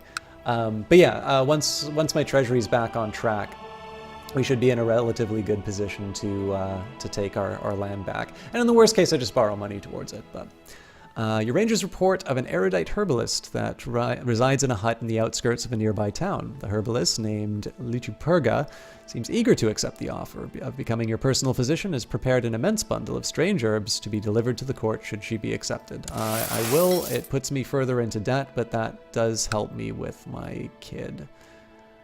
I'm slightly curious. Yeah, so I'm bankrupt, but otherwise I should be able to declare war on him. I'm also kind of curious, so technically what is he Duke of? He is the Duke of Corsica.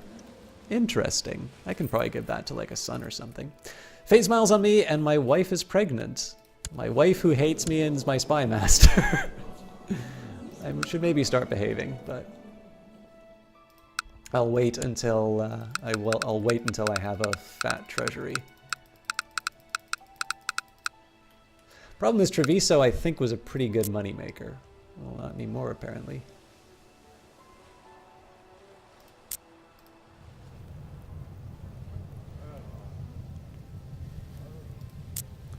Yeah, so we'll stomp out heresy wherever we find it, and for the meantime, it's just going to be a little bit of a holding pattern while we deal with disease and bankruptcy. Now, if this guy suddenly becomes weak for any reason, I will absolutely borrow from the moneylenders and send an army. Far from their ancestral northern lands, the Lombards have, over the centuries, slowly but steadily adopted more and more Latin and Roman traditions. In the county of Verona, people have now gone so far as to start considering themselves properly Italian.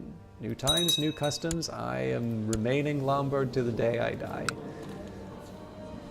I wish I could convert it back, but I don't believe that is an option available to me. Also, there's a bit of good news here. So I think when this guy's at full strength, it's still going to be a problem, although he may not be able to actually get all of his forces where he needs them. But when I'm back to full strength, I should be able to take out his armies before things get too hairy. The hospital in Verona has seen an increase in the amount of people looking for food and shelter lately. It can barely provide the food required as it is. Perhaps this could be a good opportunity to make an impression. Money's better spent elsewhere, unfortunately. I'd love to raise the prosperity, but I'm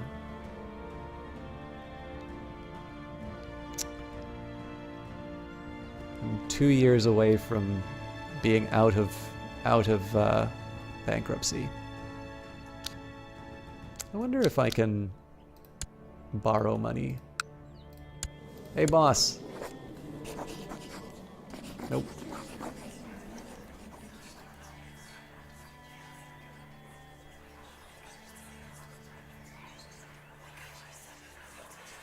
So I have to be higher than a duke to expel.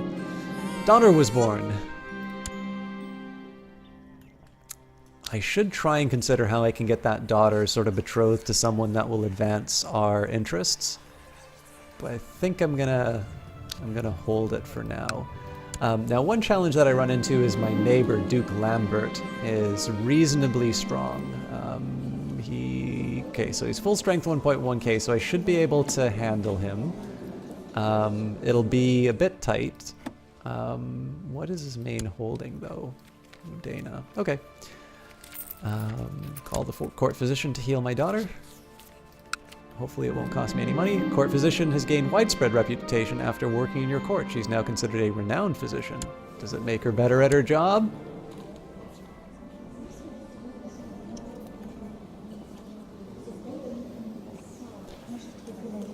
Alright. Again, as before, just slowly watch this number tick up. Call the court physician again. Always want to keep an eye on how things are developing in the... Interesting. I have less reason to fear the Duke of Salerno now, so we're going to change it up. We will choose a plot to kill this Lollard heretic. And I'm going to send my wife to Ferrara to do the job. Looks like smallpox is going away, so good news there. And in the meantime, so I've already got my chaplain trying to convert the Lollards. Let's see who likes me the most.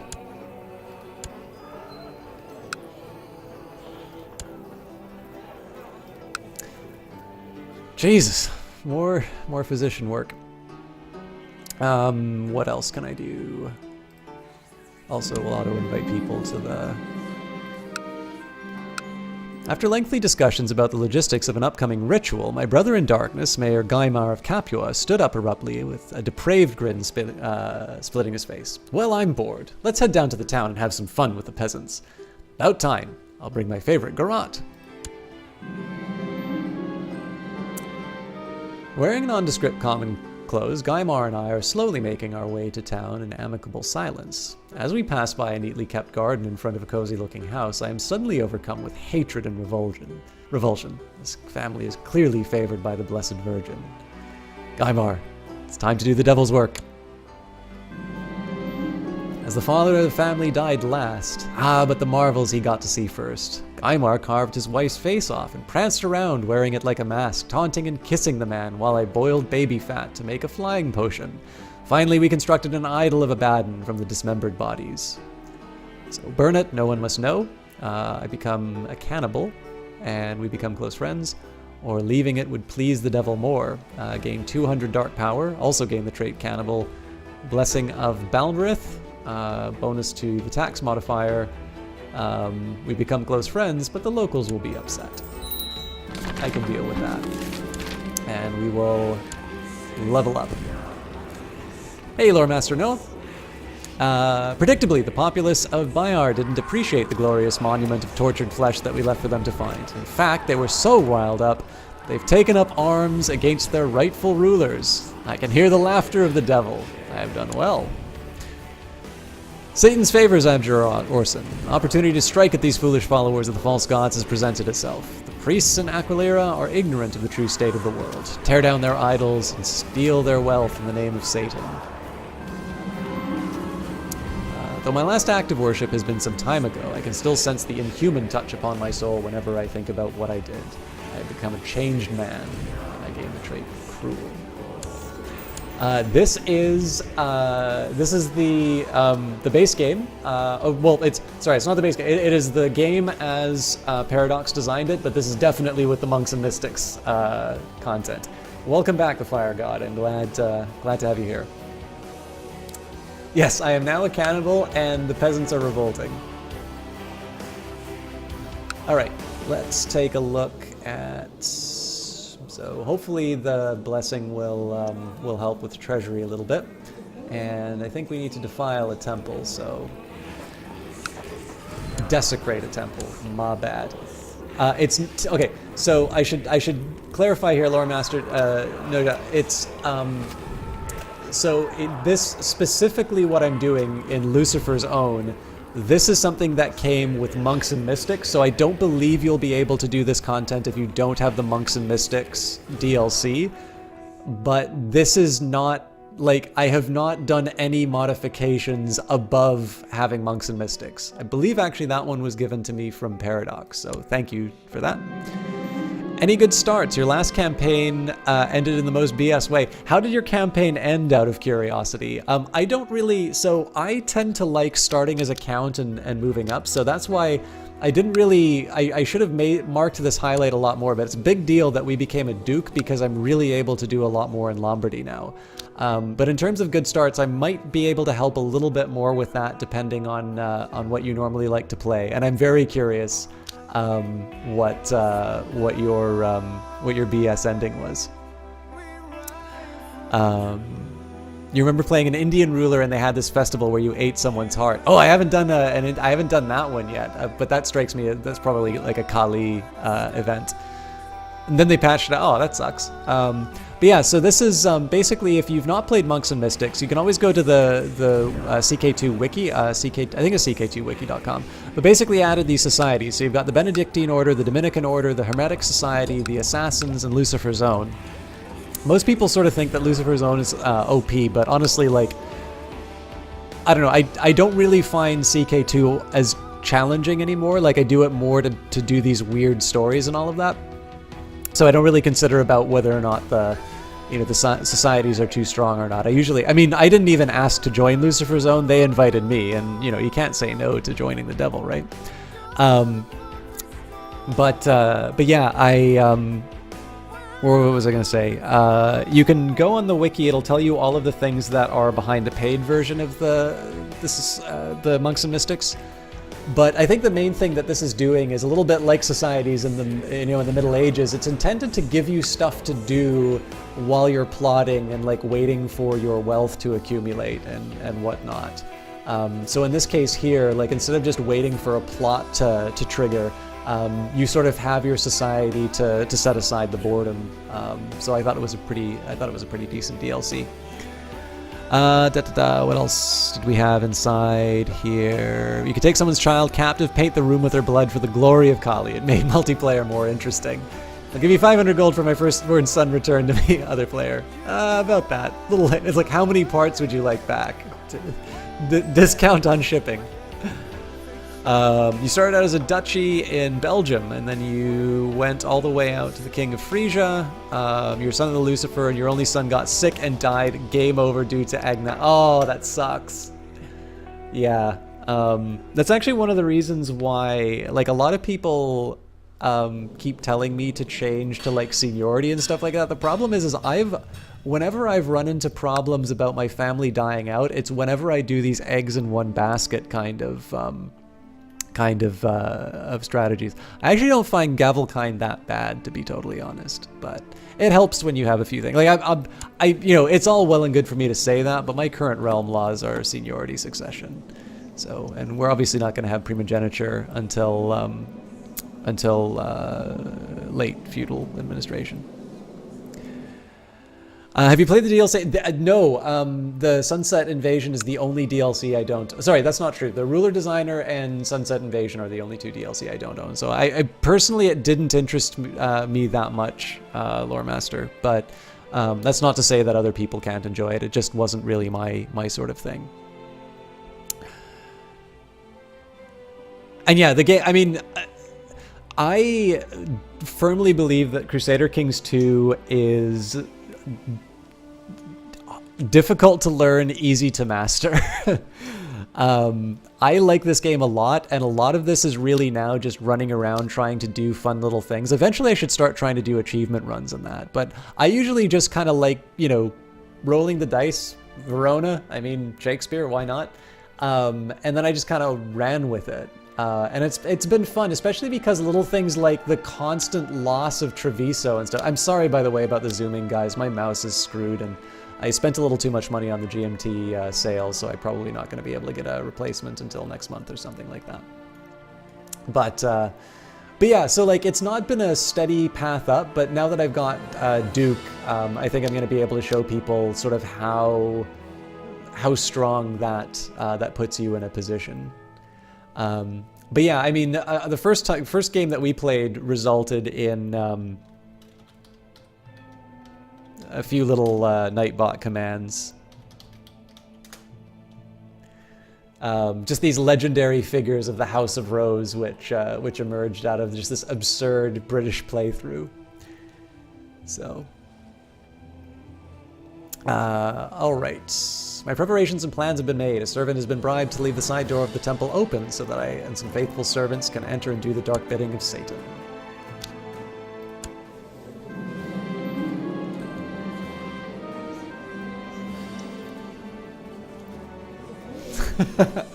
Cannibal. This character seeks to serve man. As I and my group of faithful make our way through the church, I spot a priest tending to their duties in the middle of the night. Kill him!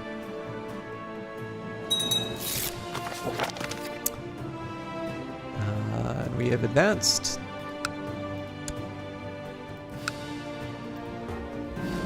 Navigate our way through the small church. I and my companions have entered a small room that goes for the inner sanctum.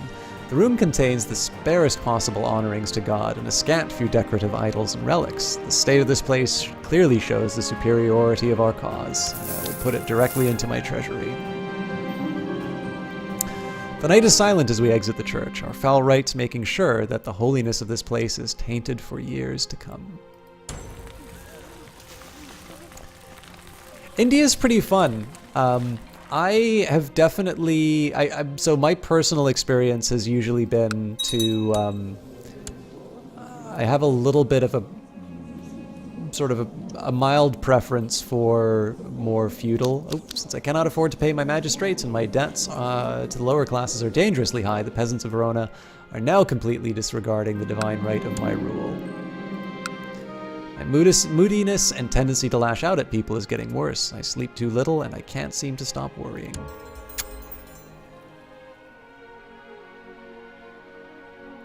Things ain't looking great for this guy. But yeah, I generally I like feudal starts and republics. So playing Rajas of India was kind of fun for me, but I did do one run as Vikings, which was a lot of fun. And I do eventually want to play some Horse Lords as well. No, I've not played the Remova. But yeah, this is one of the things that I like the most. So this is one of the reasons why I keep coming back to this game, even if I don't do it on stream as often. I tend to notice that just the number of things that keep sort of coming up, and I'm trying to think of the best way. Like, there's always sort of a new trick to try. There's like, hey, have you tried this start? It's actually kind of wild. Like, one that I would love to try and do is, I know this is not the best one for starting the Kingdom of Jerusalem, but I think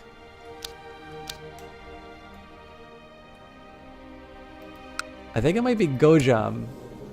So now it's Miaphysite. But basically there's there's like one Jewish ruler down in Africa, and it's a remarkably difficult start to to kind of make any progress. Like, usually you wind up invaded or something along those lines. But it is I've always wanted to see if I can survive as that, and then eventually found the Kingdom of Jerusalem without converting to Christianity or anything like that. You know, a lot of people have mentioned Mount and Blade. I've not played as much of it, but a lot of people say that because I like this game, I should be playing Mount and Blade. I'm assuming you'd probably recommend it, Lore Master?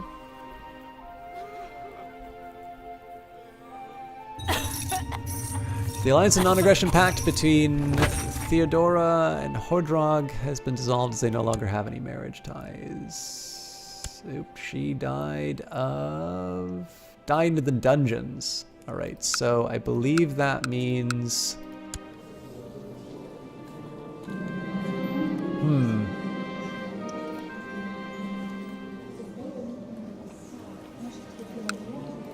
Okay, well, the succession worries I had aren't a factor anymore. Let's just make sure that the succession... Okay, so my sons are still in the dungeons of the Byzantines. Not great.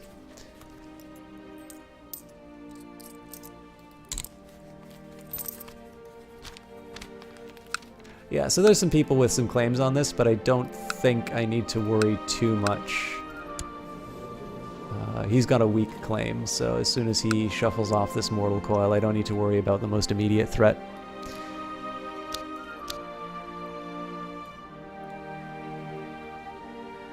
You got them all the way to Egypt and got your butt handed to you. Ah, yeah, I didn't do too much with it, but I cannot believe it. Dearest Theodora, my good lady, you are gone from this world and I am left behind, alone and heartbroken. I will never hold you in my arms again. I do not know what to do with these unbearable feelings, so I'll seek solace in your grave, or not another tear. No longer shall I let myself be ruled by my feelings. Yeah, we'll visit the grave. Thank you very much for the follow, Fire God. Feeling slightly more secure in that 2,000, so I am actually going to begin the 2,000 followers celebration in earnest. By the way, just a quick reminder, guys, if you enjoy the Elder Scrolls Arena streams on Tuesday, you can actually set yourself a reminder at that link. I will try and visit the chat, but no promises I can be there for the full time. It's a shorter one because I had to record it last night. I think I was still up till about 2 in the morning because I got a late start to it, but we do make some progress in the main quest. And then Wednesday we'll be returning to Cultist Simulator. So Friday is really my only quote-unquote free day, and chances are that'll be filled with Mass Effect until I finish it. So I'll try and keep things going through. Just want to help some CK2 streamers. Well, I really appreciate that, Fire Gods. Actually, I was away for it for a very long time. And there's a very good friend of mine on Twitch called Kite260, and he was somebody who he was definitely somebody who sort of encouraged me, because he was somebody who kind of watched my channel from the very beginning, and I don't know, like, basically he how do I put this? he sort of told me how much he was enjoying, you know, CK2. He got to watch it sort of at the beginning of when I was streaming. I streamed this game because I only had a laptop. It was a Mac that I could only stream on, and I had a very low upload rate. So this was really the only thing I could realistically do. And Kite sort of mentioned just casually the other day, it's like, yeah, I remember when you used to do Crusader Kings 2, and it was a lot of fun. I hope you do that again someday. So I decided to give it a shot, and yeah, it went really well. So thanks to God's great mercy, there were no other visitors at Theodora's grave when I arrived. I spent several hours mere yards from her cold body, contemplating the fragility of life and love, and when I returned to my chambers, as if by a sign sent from Theodora, I found her lucky charm on the floor. I will cherish it till the day that I die. So, slight improvement to my health.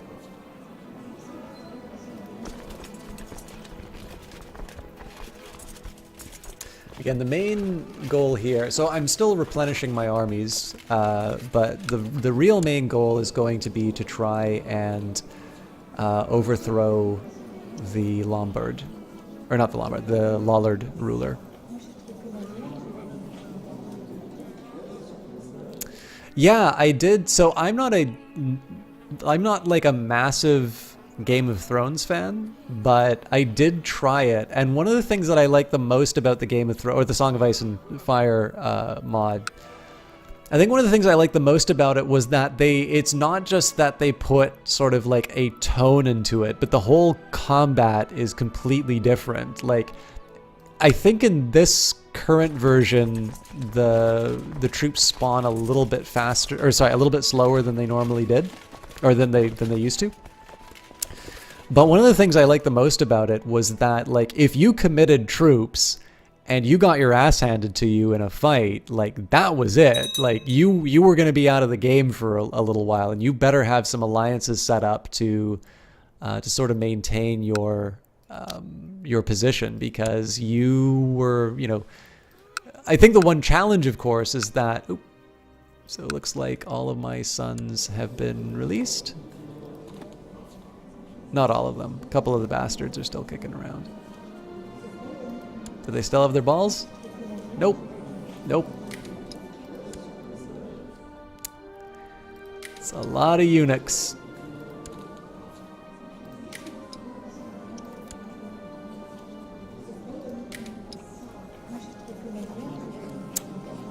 Surely I can legitimize him. Maybe not.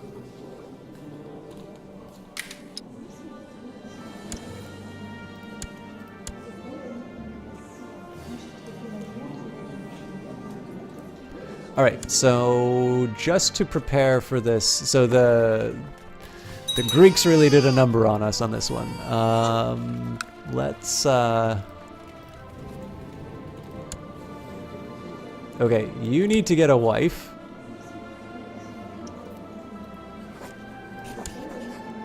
And you need to start having babies right away. I don't care if you're homosexual. You need to breed.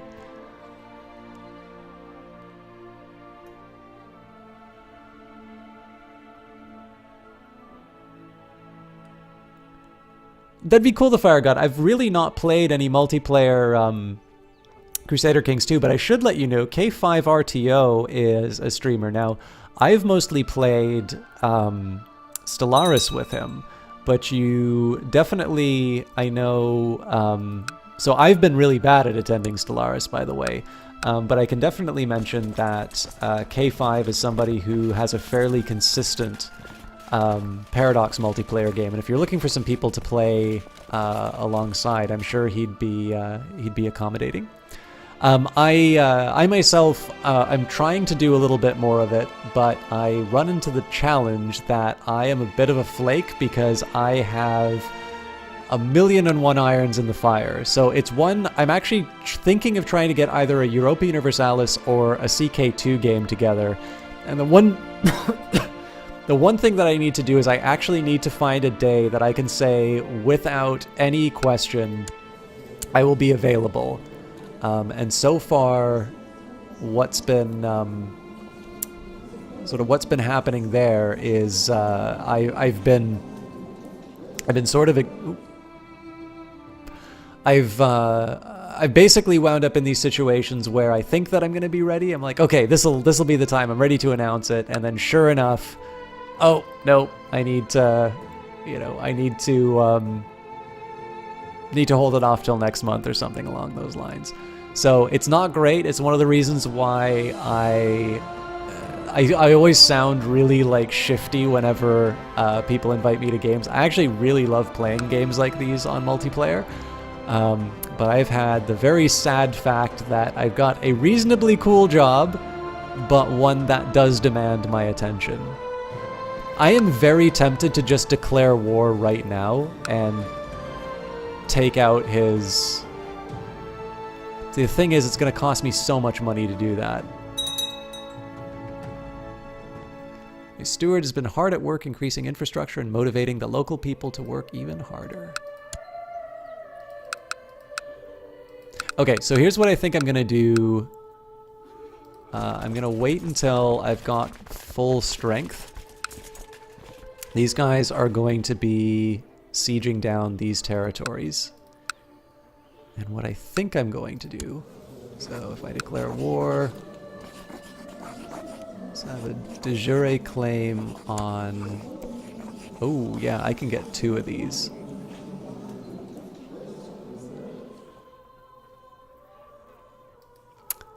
I need to be really careful that I don't trigger this too soon.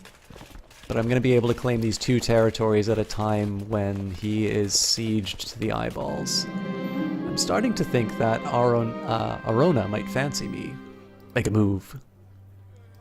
And I will legitimize the bastards if it comes down to it. We must... Yeah, so... Eunuch. I might even do a couple of matrilineal marriages, actually, yeah. So let's do... Obviously, we need to find good Christian rulers.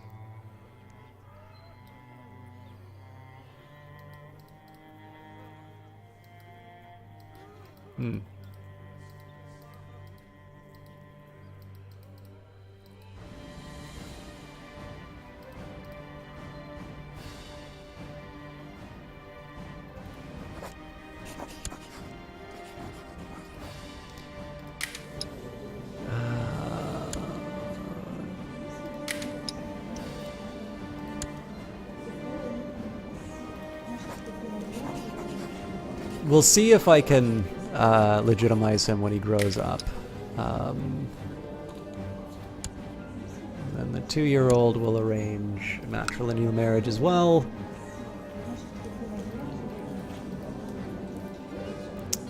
Let's sort by age.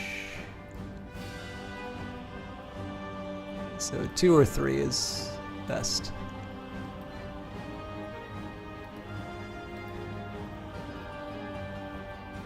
This is promising. Lady Verona screamed and made a fuss in front of my own guards. Women.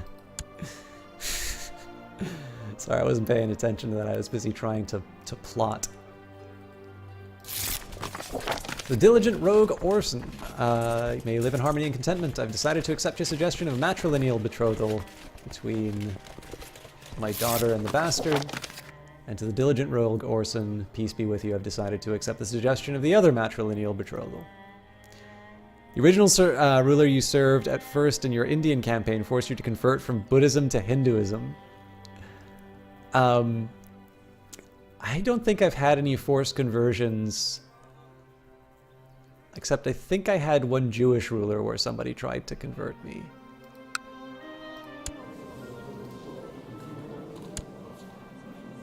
The one thing I'm really worried about is if I'm wrong and this guy's actually going to be able to raise forces in Treviso and Padua. Recently noticed the pitiful state of my son Paldo. I've just been informed that the cause of his aches and fatigue is a case of the flu. He's a eunuch though. We'll call the court physician, but...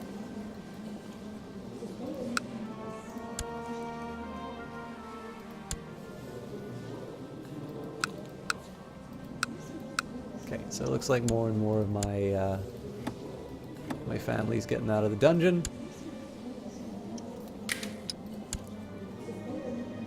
Okay, apparently they blinded my 8-year-old daughter. Barbarians.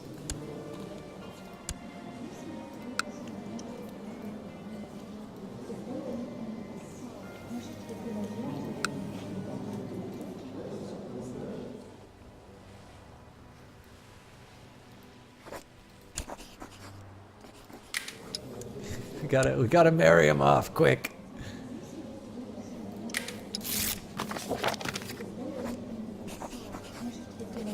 Wait a minute. So why can't I can legitimize everyone but this kid. Maybe it's because of the betrothal. Nope, that doesn't explain it. Huh. Alright, well. You can never be too sure. She's 6, so again, let's not marry barbarians. We're not that desperate yet.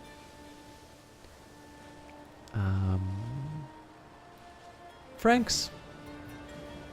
We can marry Franks. The Byzantine, so a bunch of my family, they sieged my capital and they took a bunch of my family hostage, including some of my kids. And basically they deballed everyone. So Ybor, no balls. Desideratus wasn't captured. She was blinded. She was blinded. He got deballed. And she wasn't captured. So I'm doing a bunch of matrilineal marriages just to make... I've got seniority succession, so we're generally okay for that. But I want to make sure that I've got some people in my bloodline able to take the territory. So they were in the dungeon for a really long time because I couldn't pay for the ransom. All right, so the diligent Duke Orson, blessings on you and your house. I've decided to accept. Yep, cool. And again, the money's going up. I do still want to wait for my my forces to... you know what? The Rayfish Ogue Orson, peace be with you. I've decided to accept your suggestion of matrilineal betrothal between Desiderata and Fulcrid. So let's just think a little bit. I think I might go for an early war here. I'm down 2k, but they are making some progress on their sieges, so I would kind of like to... I would kind of like to make sure that I'm a little more secure in my position than I currently am. So let's risk it. Especially because it's a de jure claim, I'm going to be able to get 2 territories out of this.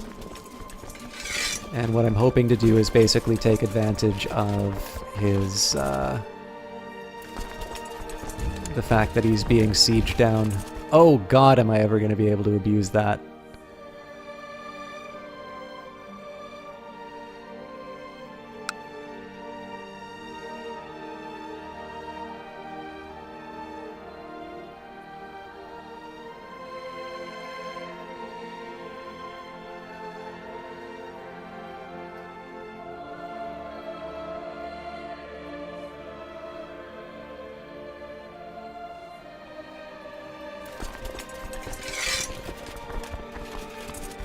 The succession rules seem to be the hardest part to decode. Yeah, I mean, it does sort of help you out, but it doesn't help you out in a direct way. So there's claimants, which is helpful. You can also take a look at... oh yeah, so there's the line of succession, which I find pretty helpful. History will sometimes give you a little bit of an indication.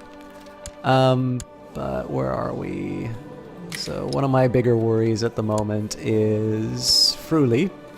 So here's our line of succession. Now, obviously, this is telling you the status quo, and the real challenge, of course, is, well, it's like, okay, that's all well and good, but, you know, what happens if I change the laws, which I think is what people are most worried about. And sometimes you need to make a bit of a, you need to make a bit of a guess. You need to make a bit of a guess. So agnatic, cognatic, seniority.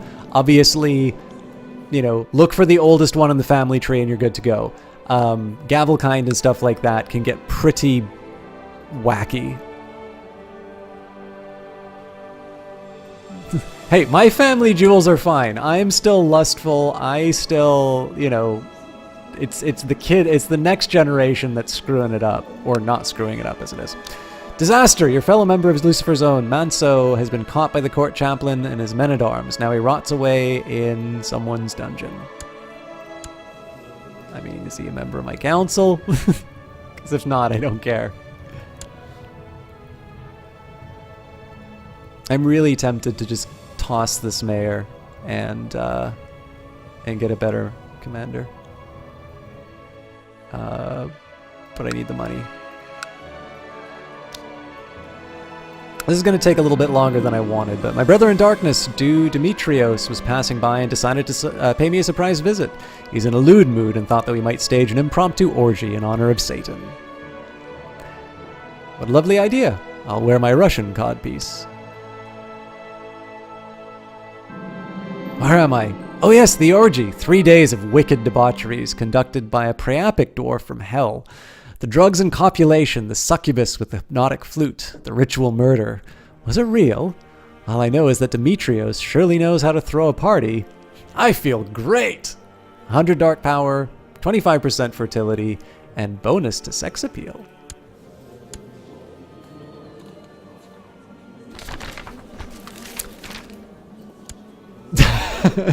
writing from prison.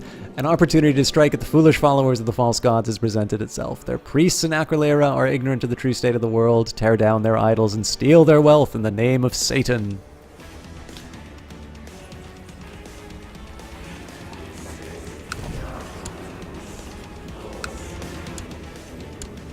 My wife should still be able to bear children.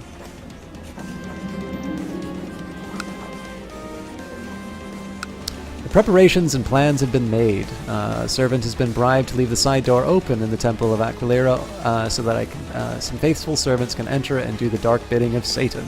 It is time. So the big worry that I have right now is once these guys are done sieging, I'm not going to have anywhere else to sort of take this guy on. So as I and my group of faithful make our way to the church, I spot a priest tending to their duties. Kill him! My last act of worship has been some time ago. I can still sense an inhuman touch upon my soul whenever I think about what I did, and I've become a changed man. I've become deceitful. As my men-at-arms approach the priest, they call out for help and grab a nearby candelabra. Within short notice, a small group of priests come rushing into the room, and a melee breaks out around me. I can say, "To arms for Satan!" 75, no effect. 20% chance I'm wounded. 5% I'm maimed. Or retreat. Press onward.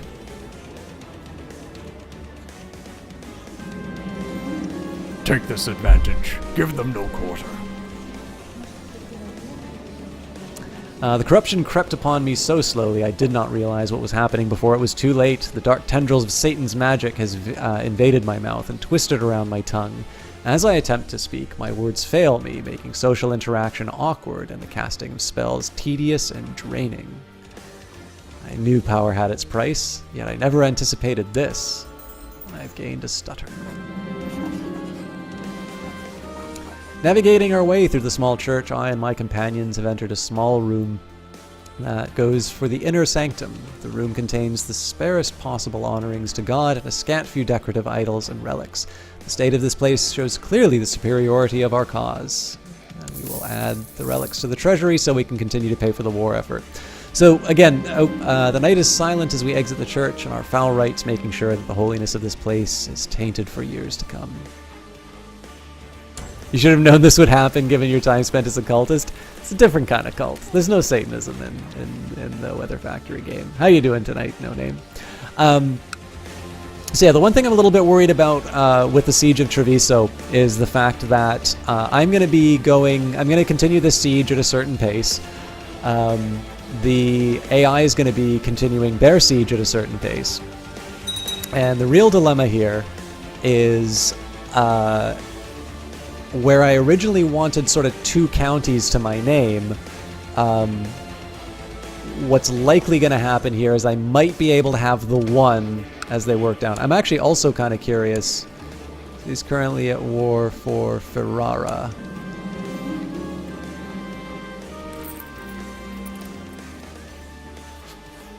All right, so I don't think they'll lose. I don't think I'll lose this, but my concern obviously is that once the war finishes, those soldiers are going to become available. So I kind of need to prepare for that eventuality. The Lords of Lombardy have approved the institution of the Religious Control Mandate Law. Does that mean I can't appoint successors anymore? Nope, that is not what that means. Man, everybody's mad at me. Mind you, I don't blame them. So the best thing that can happen, honestly, is that I get to siege down Treviso as much as possible, and I basically disband my army long enough to sort of wait for this battle to finish. We've got 2 more holdings in Treviso, both of them relatively weak ones, so shouldn't be too hard. And I mean, honestly, I can keep the armies up for a while because a monthly, like, I'm actually improving in terms of my monthly balance, but obviously there's no point in unnecessarily incurring costs, so.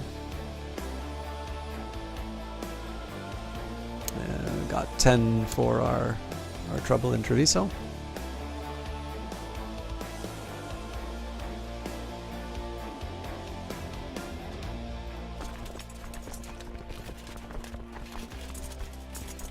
Even speed it up a little bit.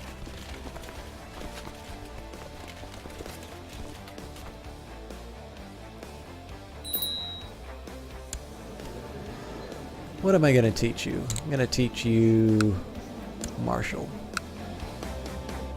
Oh man, this thing's really ripping through. So if I've bitten off more than I can chew, basically what I wind up doing is I borrow from the moneylenders and I hire a mercenary army immediately. Lollard heretics have risen up in Verona, led by a militant fanatic. If not swiftly crushed, this revolt could spread like wildfire. Accursed renegades! Alright, that's a bummer. Especially because it looks like my king is not going to do anything about that. Or queen, rather. We'll see what happens with the 39k strength, 45k strength. Oh, excellent. Okay, so they are protecting the one true faith.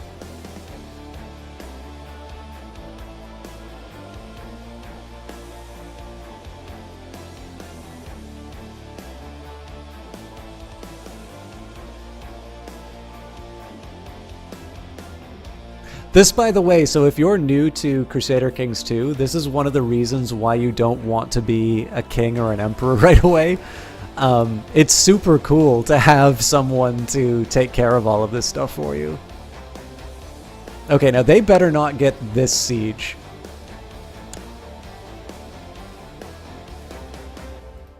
Yep, these are all mine. So what I'm going to do is I'm going to move down to my home. There's basically nothing I can do to engage this guy right now, so I've got 101 to my name. I'm just gonna sit, and we're gonna wait for this war to finish. Okay, cool. He can study, and he still has all his parts. So we'll teach you duty. Let's get you betrothed to someone. Preferably a Christian.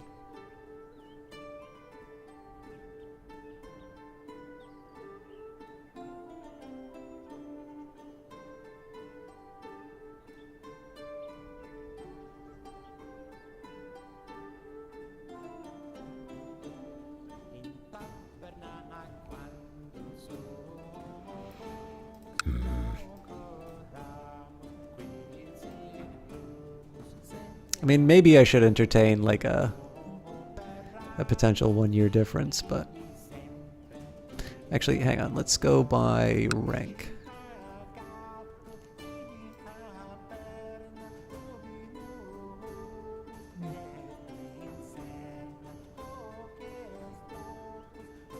Okay. Probably won't help me too much then, but... yeah.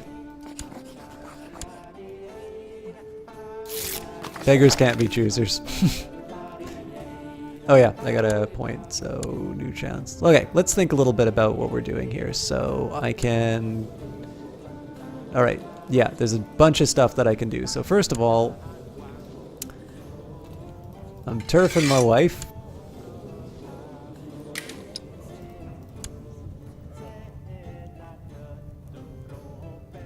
An ugly master seducer, lustful drunkard, perfect spy material. New chancellor. And can I get a better marshal? I'm going for it.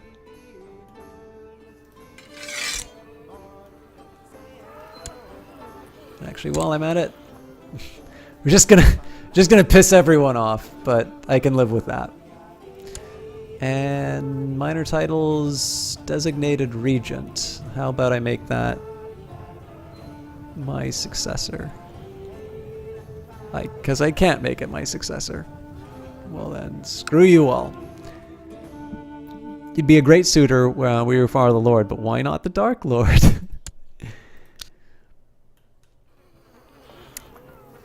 Alright, so my big worry right now is... can't enforce my demands. He's still sitting at 149. So essentially what I'm waiting for here is for this war to finish. And I need to make sure that I've got all my guys ready to go. So it looks like it's 74% in favor of the... other guy. Songs of Anguish. My nights are plagued by terrible nightmares featuring the vile Emira Esmerinda of the Ramanid Empire. My rival sister in darkness, she howls and roars at me to the tune of infernal bagpipes while Asmodas looks on, bellowing with laughter. I'm sure that Lucifer is sending me these dreams for a reason. I must prove myself worthy or be discarded as a weakling. Such is the way of Lucifer's own. I'll invite her over for some fun. Yeah, she doesn't have that good stats. How bad can it be?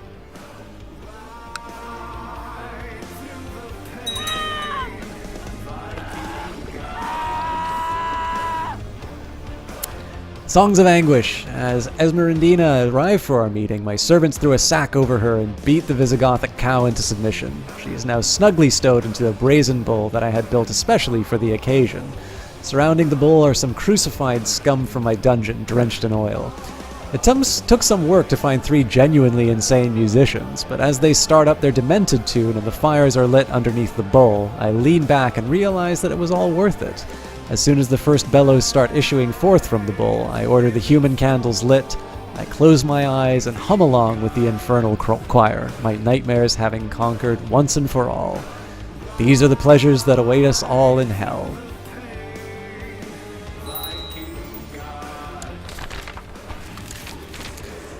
I'm moving up in the world.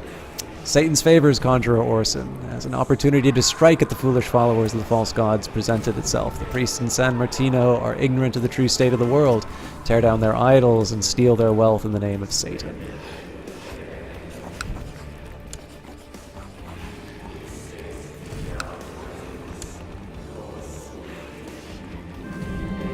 Preparations and plans have been made. A servant has been bribed to leave the side door of the temple open so that I and some faithful servants can enter to do the dark bidding.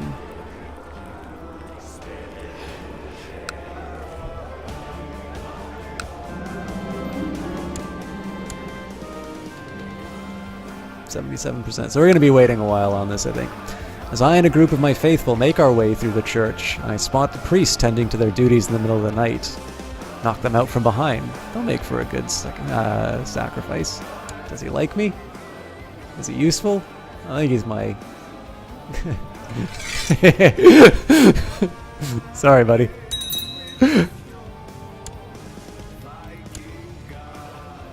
Oh god, yeah. This might be a problem.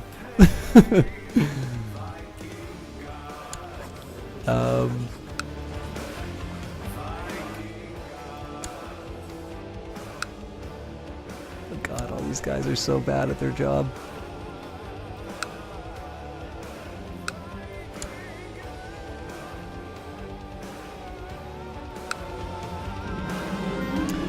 I think I'm just gonna keep putting him in the treasury. I don't really need the dark power. Honored Conjurer Orson, I hereby grant you permission to advance to the next rank within Lucifer's own. It is my privilege. The night is silent as we exit the church, our foul rites making sure that the holiness of this place is tainted for years to come. Well, I woke up this morning and realized that I've lost my feelings for my lover. I'll rekindle our love. I need babies. So I think I'm next in line for High Priest. Which means I should probably try killing this dude. Who am I trying to kill right now, though? The guy I'm at war with.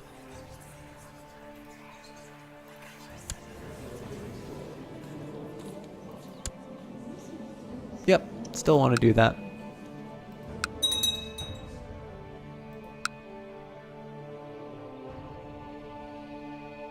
I mean, it's the one nice thing here is that because I've already got Treviso and such, my war score is ticking up. So it's not the worst thing in the world that my armies are currently sitting down. Disaster! My fellow member of Lucifer's Own has been caught by the court chaplain of the Queen. They spared no time before they burned him at the stake. And looks like there's some holy wars going on. I think what I'm going to do here, we'll look for men in diplomatic range who want to join the court. In this case, we're going to invite a couple of good high-value Christians.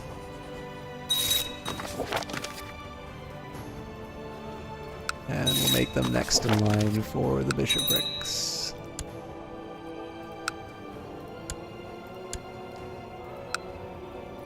They don't like me, but I'll live with it.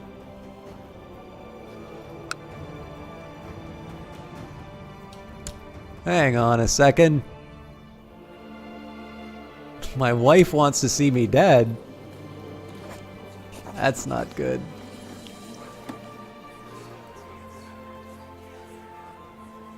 Hey!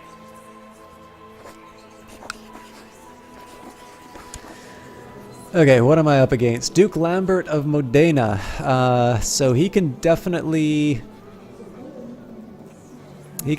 carry through on this threat.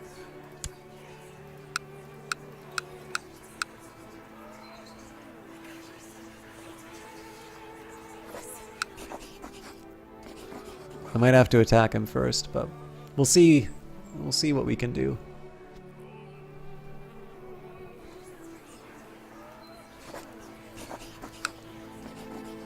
I mean, the nice thing here is, oh, I'm in a non-aggression pact, so he's not going to be able to enforce it.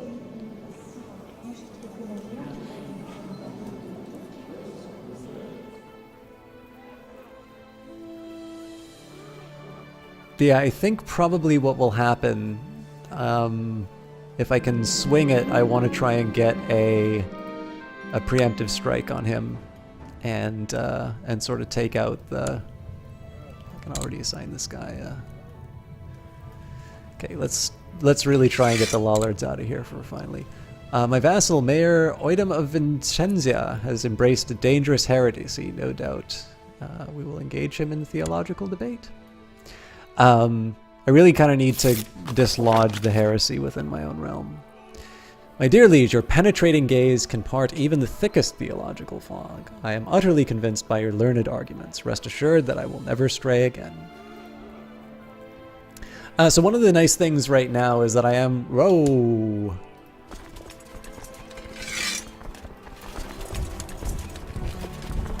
We can't let them... Damn it!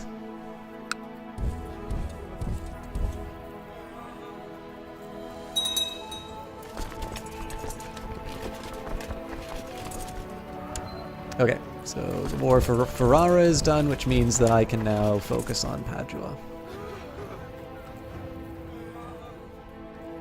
The worst case scenario is I actually have to hire some boats to bring my guys over, but We'll worry about that when the time comes.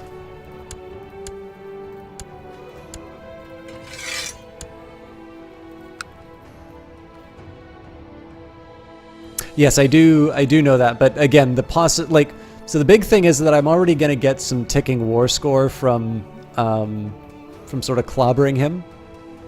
So I may not necessarily need to get the unsieged I may not need to actually get the unsieged province to be able to push this to where I go. Okay, Lords of Lombardy. I'm less worried about Lombardy at the moment. I really just want to get these two titles within my realm. If I can do this before this guy dies, I will be happy. And yeah, as nobody new type points out, the worst case scenario is one where I actually have to get on boats and claim this territory. Looks like he still has some event spawn troops, which is going to be a pain too. Okay, so can I imprison my wife yet?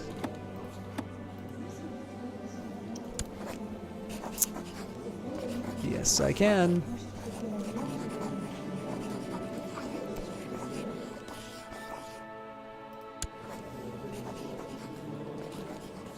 Currently considering another offer from us. Oh, damn it, I don't want to do... Okay. Well, I need to wait, so we'll see if she says no. Otherwise, I'm going to throw her in prison, which will hopefully give me the divorce. All right, Ybor. Without testicles. You will turn to a life of religious study.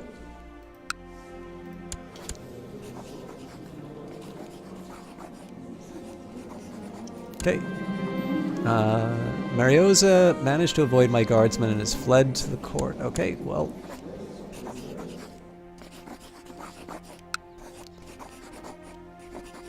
Annul your marriage to Duchess Oh, hang on. Quest divorce? Nope. Okay, dark divorce it is. Annul your marriage to Duchess Mariosa by death using dark rituals and magic. This may have repercussions upon your soul. The time has come to end my wedlock with Mariosa. It's not before God, then before Satan. Secluding myself, I pray and chant within the confines of the symbols I prepared on the floor. Holding a lock of Mariosa's hair in my hand, only a few more spoken lines are needed to complete the ritual. Speak the words and seal her fate. Whenever I see your messages, Captain Shields. Was there something in particular that you wanted me to respond to? My wife Mariosa has begun to speak in tongues and spew obscenities seemingly at random. The courtiers are beginning to believe her possessed. This could prove interesting. I was kind of hoping she would burn and... Oh, there we go. Wife Mariosa's deranged ramblings, cackling and screaming turn into mad cackling laughter that grows louder as she emerges from her bedchambers into the open, with what seems like glee? She looks at her audience and throws herself off the balcony, a dull thud putting an abrupt end to her crazed laughter. Ah, silence is truly golden. Alright, so... let's get a new wife. Preferably 16 so that we can get as many babies as possible. And hot, if possible.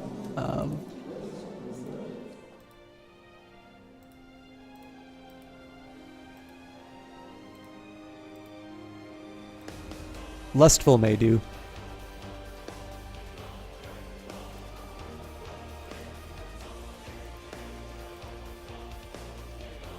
Okay. Maybe the lustful 18-year-old. Not bad stats. Minus 100 prestige, though. I have standards. Okay, let's go by rank.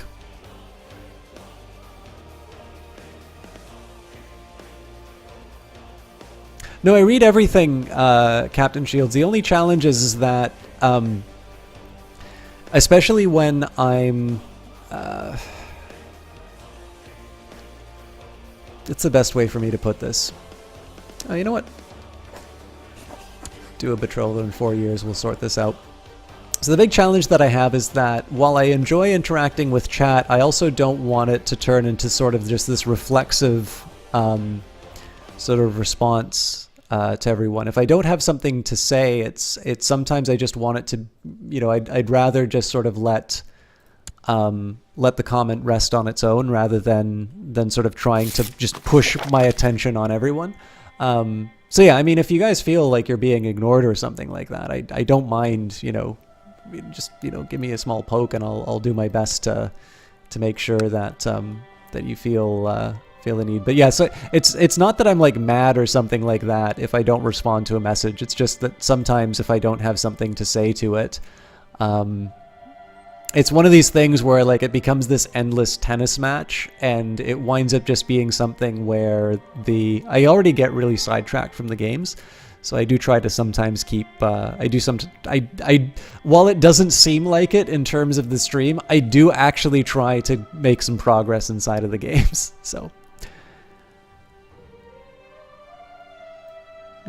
you haven't typed in 20 minutes, but you feel like you're being ignored. To the glorious Duke Orson II, may you live in harmony and contentment. I have decided to accept your suggestion of betrothal between Duke Orson II and yourself. Cool.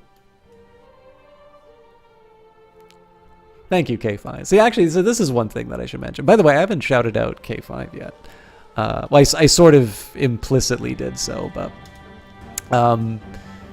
K5 is a really good example of someone who he's tireless in terms of the level of support that he shows this channel, and he's here very frequently. But in one case, like I think one of the things I appreciate the most about him is he's never been shy about saying when he enjoys some of my stuff, and it's weird. Like, you think I should probably have like just grown up and like am able to, I'm able to sort of handle whether or not people like my stuff. But I will say I actually rather, like, one thing I really appreciate about what he does is he will, when I do something that he likes, he will go out of his way to say, I liked that thing that you did. And believe it or not, it really does make a difference. All right, there's some money for me. Not great war score, but not a disaster either. But yeah, it's one of these cases where, like, I'm sort of aware. Like, one of the things that's really nice is it shows. It's nice to feel appreciated. But it's one of these things where it doesn't need, like, it's just sort of like every once in a while there's a reminder that he's been watching, and just sort of, it's like, it's like if you write something and somebody says, oh, hey, that was a good thing that you did. It already means that they've sort of seen what you had on offer. And as a result, you feel so much better about something like that. And so it's a wonderful case where sort of K5 has really sort of, he's got a little bit of a force multiplier. He doesn't always write in chat constantly, but he has a really great knack at making me feel very good about the stream, which counts for a lot. Now, I will say, as an aside, K5 is a remarkably talented streamer in his own right. And I always like calling him a science fiction streamer, but I also know that's not true because he's been doing some Elder Scrolls as well. But if you've ever wanted to know, so it's kind of funny, I've been chatting about No Man's Sky a bit with some people, and I still know some people who are like on the Sean Murray Lyde train and stuff like that. But K5 is somebody who, if you were on the fence about No Man's Sky, you will really, you'll get into the game. If you are on the fence about Elite Dangerous, he will show you what is interesting about that game. He's very personable. Again, I particularly remember him for the sci-fi stuff that he does more than anything else. That's probably more a statement of my own tastes rather than his own particular casting style, but he's been really supportive. It's not just that he's a really good caster in his own right, but he's been really supportive of a lot of stuff that I've been involved with one way or another. So like, he jumped in with both feet on Cultist Simulator. He was very supportive of Nighthawks. Now, when I say I've gotten involved with, like, involved as a fan, I don't have any affiliation with these projects otherwise. But it's just sort of nice. Like, it's one of these things where it's really cool to be able to run into people who are casters as well, and to be able to sort of have enough commonalities that you sort of feel like, hey, do you like the stuff I like? Well, you'll probably like K5's channel there. I like recommending Johnny because I think he's a born entertainer. I like recommending Kite because I think he's got a really great sort of sense of community. But it's sort of cool that I'm able to recommend K5 largely on the basis of, hey, you guys like Stellaris? K5 does Stellaris. In fact, K5 is the only person I've done multiplayer Stellaris with at any length. So that's, you know, there's some good reasons for you to check out K5 is what I'm trying to say. You've been searching for good sci-fi? Well, if you like sci-fi games, I can definitely recommend K5. If you're looking for good science fiction movies, if you want something really... Okay, if you want something indie and good, there's an old movie called Pi. It's very indie, and it's very good science fiction. If you want very indie as in it's super hard to understand, but I think is a great film, Primer. But like, you need to be in the mood for that. That movie does not hold your hand at all. Okay, now I actually need to come up with like a mainstream science fiction recommendation. I mean, other than the, I mean, hey, you ever see Blade Runner?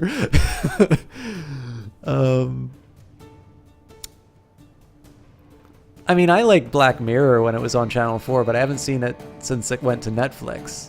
That's probably been the last sci-fi. Okay, everybody, what is, if you had to recommend something for No Name for science fiction, what would you recommend? Because I'm probably going to watch those as well. As she's growing older, I can see that she could use more guidance in some of my experience there. She's a woman. She has to learn on her own.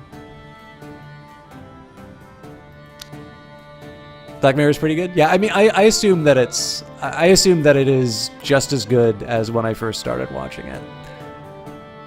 The Expanse? Okay. That's going to be a problem. Well, maybe it won't be. They're not really war goals. It's the Corsican fleet's on its way.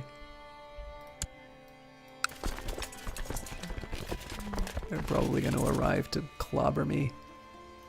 But it might be too late.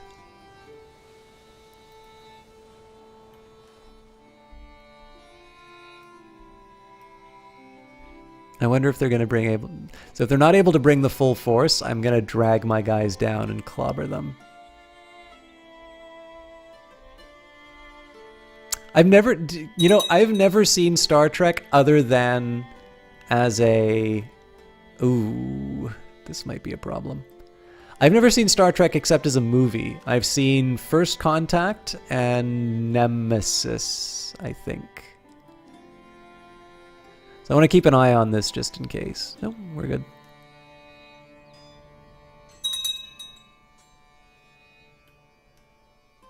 Looks like he hasn't quite figured out what he wants to do. Oh.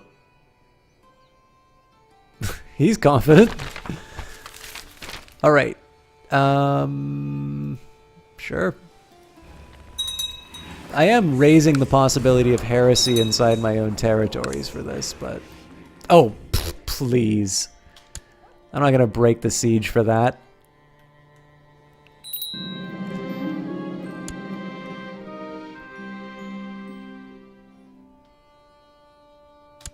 Oh, God. The Bavarians are involved now. He's pretty good at... Oh, no. Yeah, we can knock him from behind and make him a sacrifice. I can live with that. Am I out of good successors again? Fair enough. So this might go poorly for me. Oh, nope. I can enforce my demands. Sorry, Bavaria, you're too late. Cool. All right. So now we get to revel in our spoils.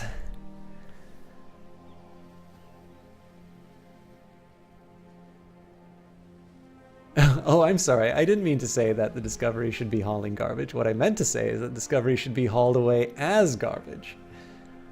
And you like Star Trek Discovery? It's had its up and downs, but I've enjoyed it. Yeah, I don't... Hey, Melemony!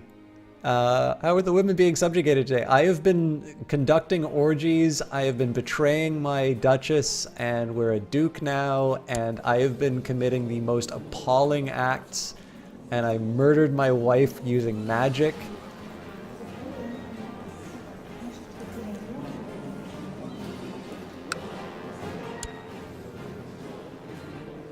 Oh, no, no, no, no, no, no, no. I'm... Yeah, you know what? Screw that. That's mine. I don't even care if the vassals get outraged. I'm going full tyrant. Yeah, we're putting the gold in the treasury, because God help me, I'm gonna have rebellions going all over the place.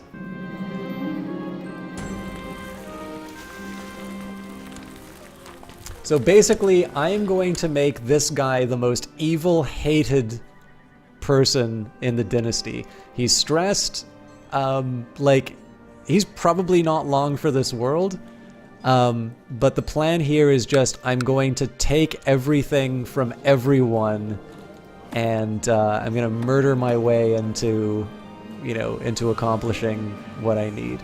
Oh, speaking of which,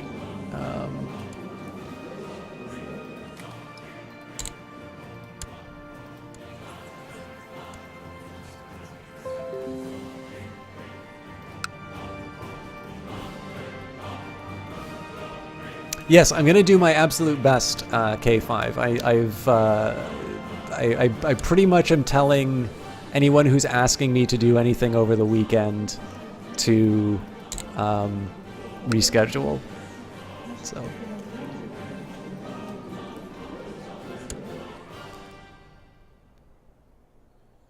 The name's a close spell of formaldehyde now.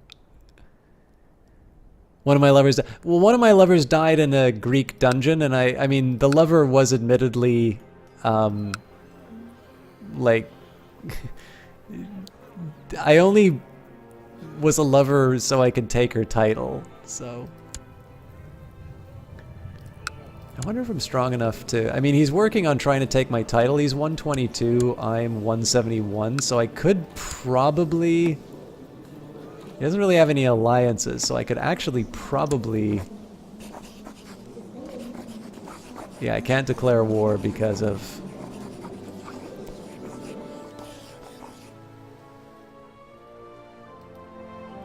Can't declare war because of the family ties, but I'm gonna do my best.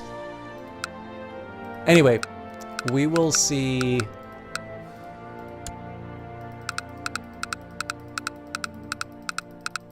We'll see if there's something that I can do as far as revoking the titles are concerned. I'm not going to be able to change any other laws as far as like, oh, let's implement that higher level of centralization. Yeah, so I think my stewardship is keeping me from being better at this stuff. But yeah, so right now I'm gonna basically just be a jerk, and I'm gonna take this guy's territory because I mean, it wasn't his to have anyway. To the erratic jester Orson, tales of your misdeeds are told from Ireland to Cathay. I will not allow you to steal my titles without a fight. You are no longer my liege lord. Oh, buddy. You just made this a lot easier for me.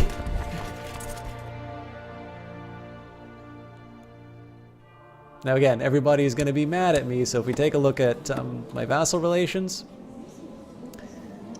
you know, Tyrant gives you a -40 to all the relationships. Like, this is terrible for realm management, and this is fantastic for me consolidating my base.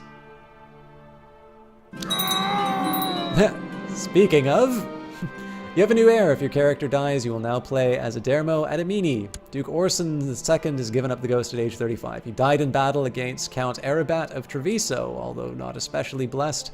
We hope Orson will find peace in the afterlife. Oh. Duke Gunald surrounded by enemies and rivals. We hope that Gunald's rule is not struck short by means of a dagger in the back. So, died on the field of battle.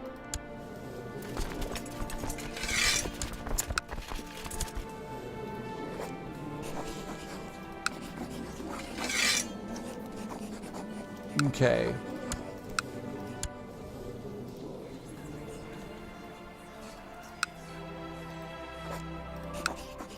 So we'll plot to revoke this time rather than be a jerk about it.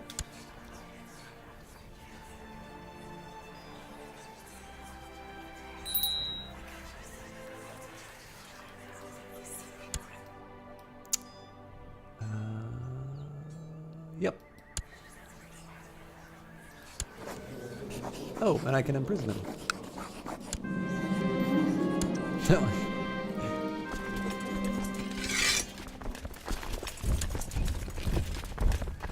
I didn't get the tyrant modifier for that, did I?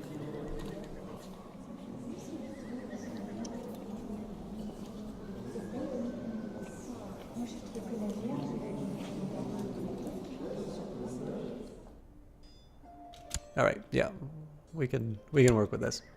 All right, so my wife died, which I should have been paying attention to. So we really need to get somebody to make babies here and quickly.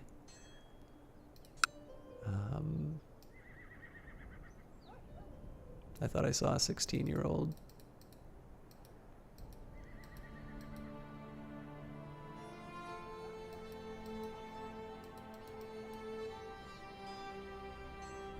My eyes deceive me.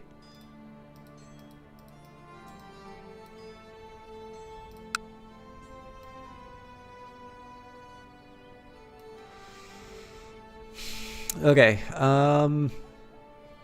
ideally 16 with good stats, but may not get that. She could be worse. So be it. Focus. Let's say I want to groom an heir. And for this one, I think I'm going to go for family. Okay, council positions. So I've got a passable marshal. And he'll stay put. So, chancellor. Bunch of people who don't like me. Steward.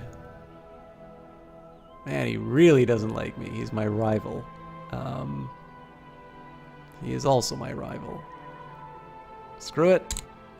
Putting you in place. And because this is going to become the most important role that I have in the realm, let's find somebody who... Why is it saying that he will... I don't understand this game. Let's invite this guy. I kind of want a top flight spy master if I'm going to have people who hate me on the council.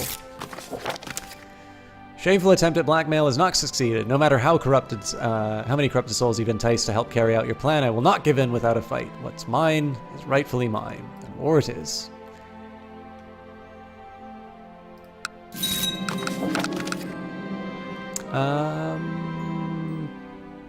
People respect wealth this time. So we're more or less doing the same thing as before, where, you know, we're violently taking this land from him, but... To the chaste Duke Gunald, blessings upon you and your great house. I would like to offer you a seat on my council and offer you the title of Marshal. I will accept. Is my cool spy master here yet? No, he's not. Eventually I'm going to spend this money on some infrastructure as well, but... The most excellent Duke Gunald, your wisdom and mercy are legendary. I accept your gracious invitation and will join your court forthwith. Alright. I wonder, actually, you know what? It's dumb to have a rival... Oh, yeah. I get to annoy my my rival. This makes me feel great. Put him on the council and then fire him. The world is a dangerous place and devious plots are everywhere. Rumors have reached you that people are conspiring to kill you. Not a surprise at all.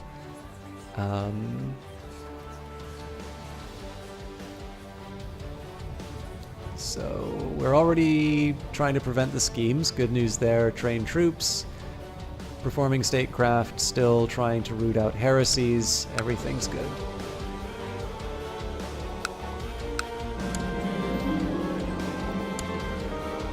Okay, captured in battle, now my prisoner.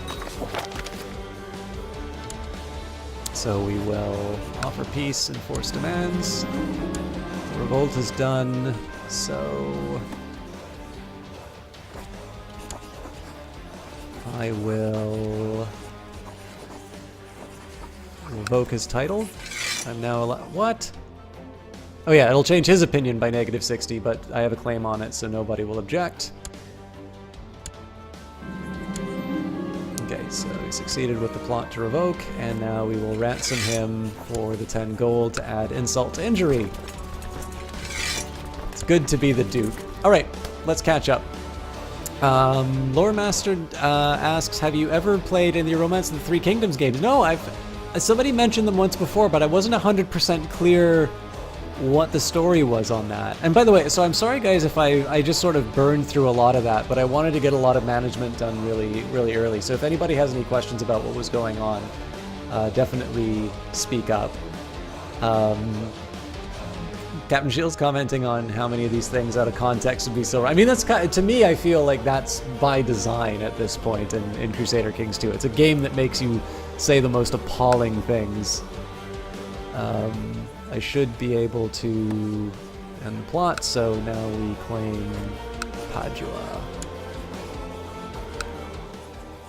And I mean, it's from a little kid, right? Can't be that difficult. And let's boot my steward, because he sucks.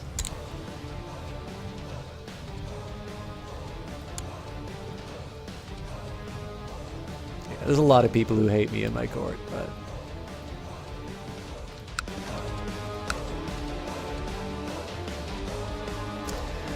So, Three Kingdoms is strategy with Japanese theme. They're in the genre Chinese theme Japanese spin-off called Nobugana's Ambition. They've all been able to think about the Three Kingdoms or the things that I'm saying, Captain Shields. It's like CK2 in terms of overall game flow, not as dark, more about adventure and battle. Yeah, I mean, I think the darkness of CK2 is definitely progressed over time. I definitely feel like there was a pretty clear point where they said, like, they sort of stuck their toe in the supernatural, and my liege, may your years be short and miserable. I accept paying your ransom for the safe return of Erebert. Well, I don't like the tone of your letter. Give me a county.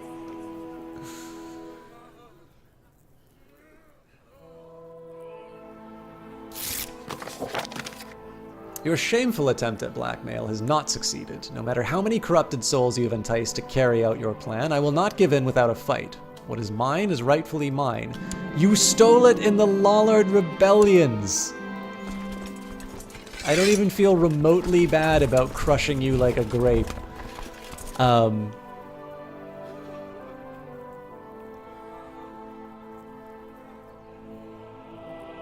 don't care if you're homosexual, you have to... Exactly.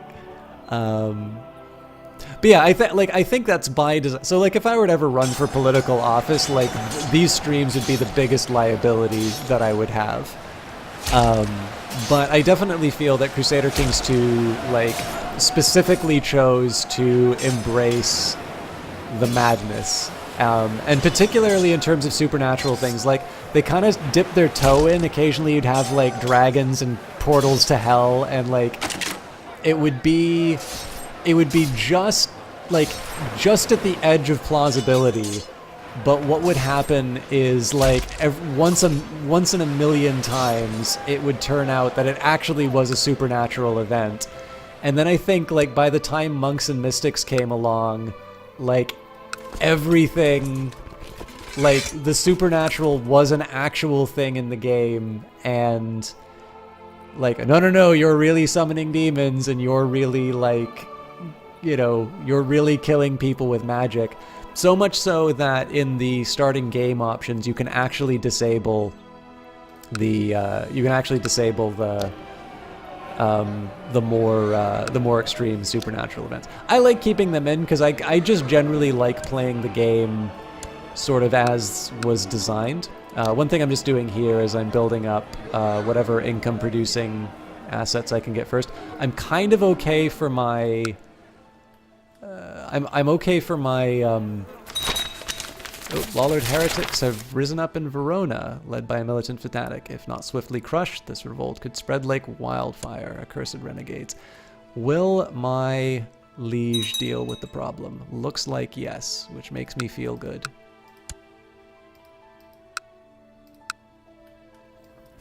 It's always nice when your boss takes care of the problem. But yeah, so I'm generally partial to playing the game as it was designed, and I have a lot of fun with it. But I can definitely see somebody who was a little bit more into the game, you know,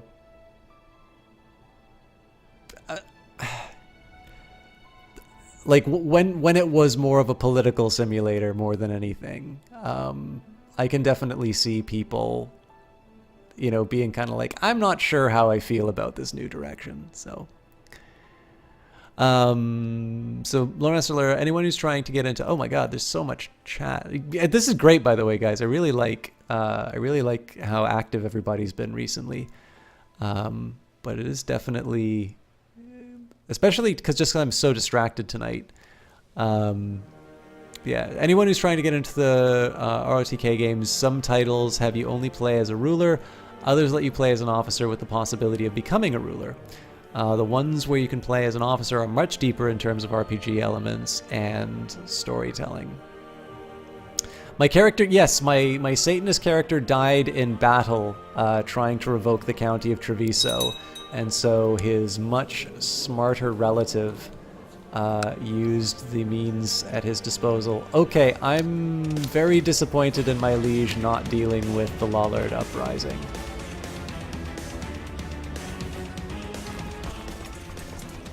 Now I have a genuine problem on my hands.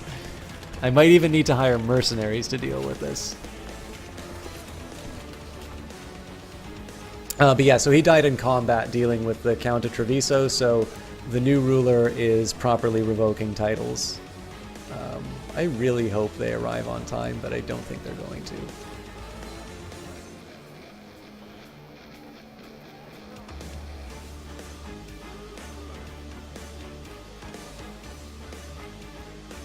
Oh yeah, no, the manure bomb's pretty tame by most standards in this game. At this point, once you have monks and mystics, you can genuinely kill people with magic. It's one of the, like, a lot of people were complaining so much about the, you know, I'm slightly tempted. Hey! At age 17, my wife was killed by a rabble. Okay, well, let's record a physician. And my wife. Okay, yeah, that's what happens when you let the rebellion. And my courtier. Yep. Oh my god. So many people dead. Let's take a look at that family tree. Okay, they're a bastard, they don't count. Killed by a rabble. Died in battle. He's okay. Died in childbirth.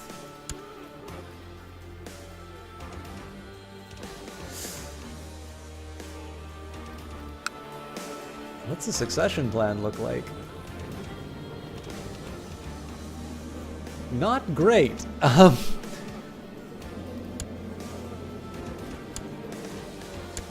Okay, so she's 59. There's not going to be any kids coming out of there.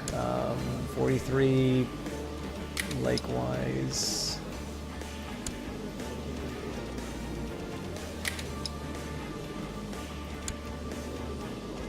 Okay, fortunately, we've got a couple matrilineals coming up.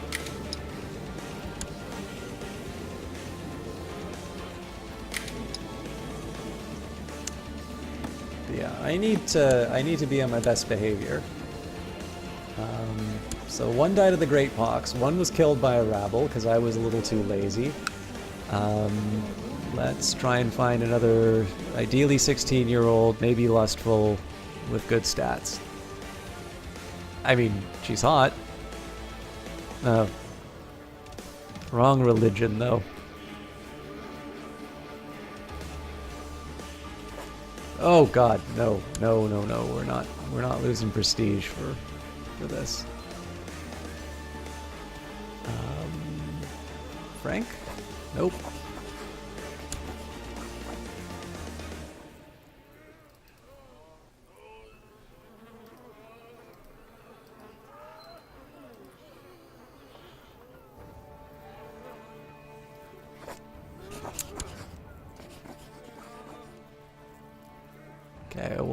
lower my standards and we'll go for 17-year-old. But not a chaste one.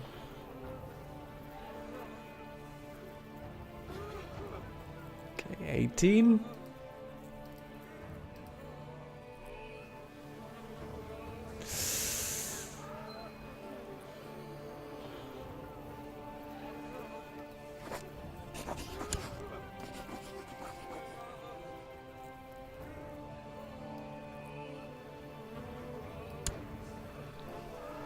You like how the icon for the religion category is a cross? we might have strayed down a certain path. I can't be held responsible. So yeah, I think if I lose this playthrough, it's going to be because I decided to siege down this province instead of claim... Like, even if I just delayed stuff by fighting in Verona... One of your scouts reports of a pilgrim who just arrived in Verona. The pilgrim, known as Radelgar, has been on a pious quest to visit all the Catholic holy sites and is now ending his journey here. During his travels, he has accumulated a vast knowledge regarding medicine and is seeking to put his skills to use. We will recruit him. I have the money for it.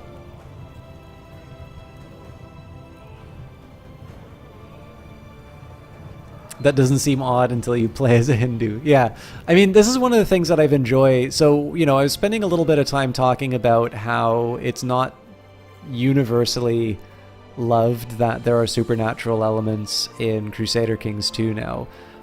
Sort of the flip side to that, I'm curious why my... it's because my marshal sucks. Oh my god, he's chaste and homosexual.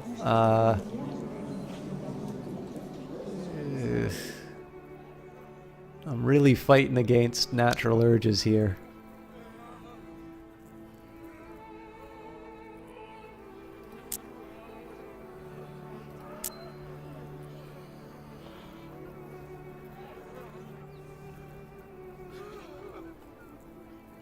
But yeah, I mean, one of the things that's so great about this game is each subsequent... So, like, one of the things that that's happened, of course, is that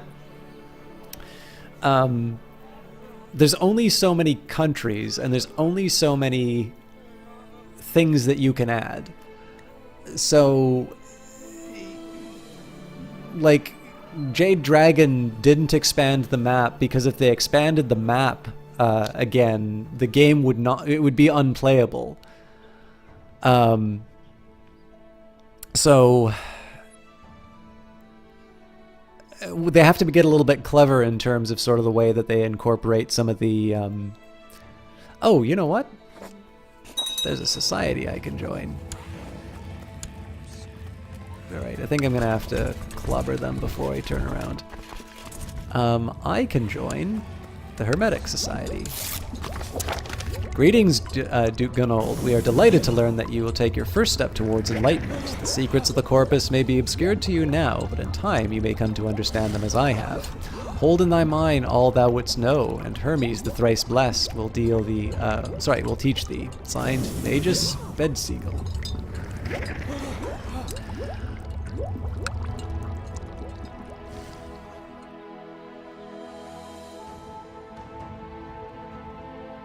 But yeah, so if I if I'm gonna lose this playthrough, it's because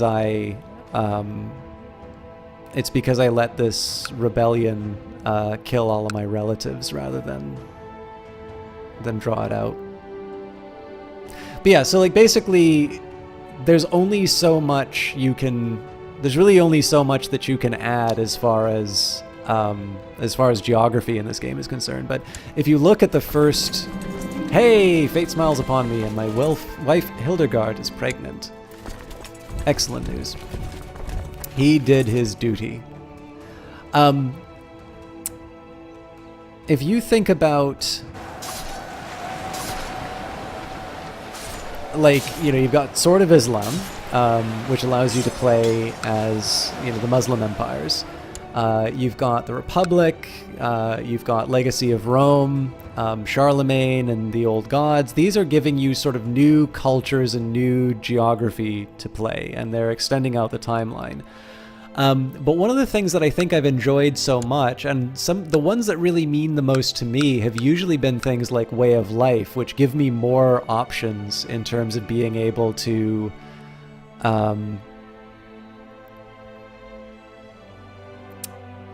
just being able to express myself as far as a character is concerned.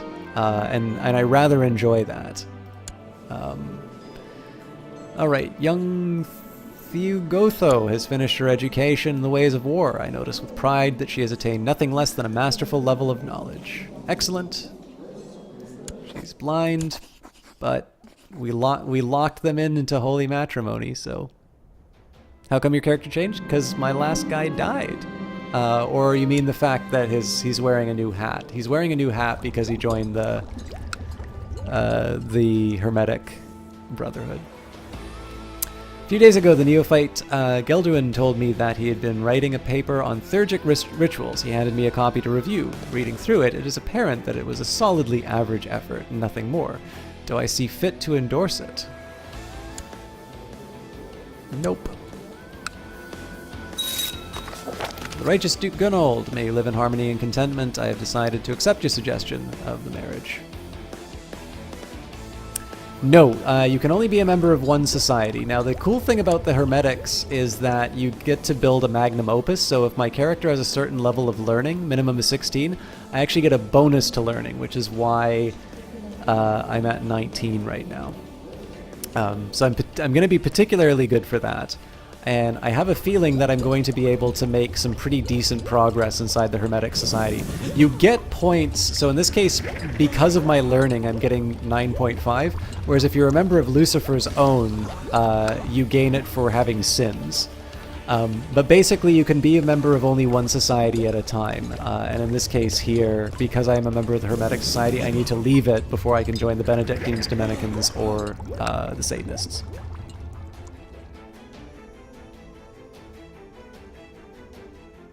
We'll cover the deaths and all of that when we do the review of the session. I think we're going to be... I'm pretty much done for tonight in terms of timing, but I figure we can wrap this up and then we can sort of talk about what our next steps are going to be.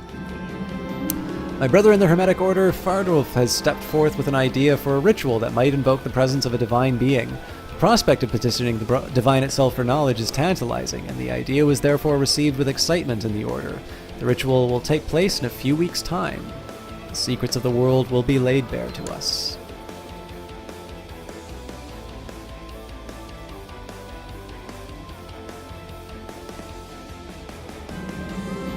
Recently, I've noticed the pitiful state of my wife, Duchess Hildegard. I've been informed that the cause of her aches and fatigue is a case of the flu. Call my court physician at once.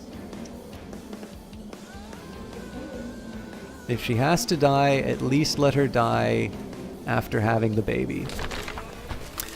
The neophyte Gunold, I must say, dear colleague, I cannot fathom how you get along without a proper assistant. My own is both bright and obedient. Not once have I detected the stench of alcohol upon her breath. Take my advice and find an apprentice of your own. I accept. Summoning the divine, the time for the ritual has come and the order has congregated in a spacious room. Symbols scatter the floor and chant as you chant your hymns. Neophyte Erdwulf has provided you with a new special type of incense that he claims is necessary for making the eventual connection with the divine being. Before long, it has permeated the air, and as you inhale more and more of it, hearing the drone of your fellows' chants, you feel your soul disconnect from your body and begin to ascend, until it seems to connect with something. An entity touches your soul, and though you cannot perceive it with any senses other than your mind's eye, it must be the divine being. You've succeeded! You struggle to control your emotions, and to coalesce your thoughts into one burning question that you pose to this being.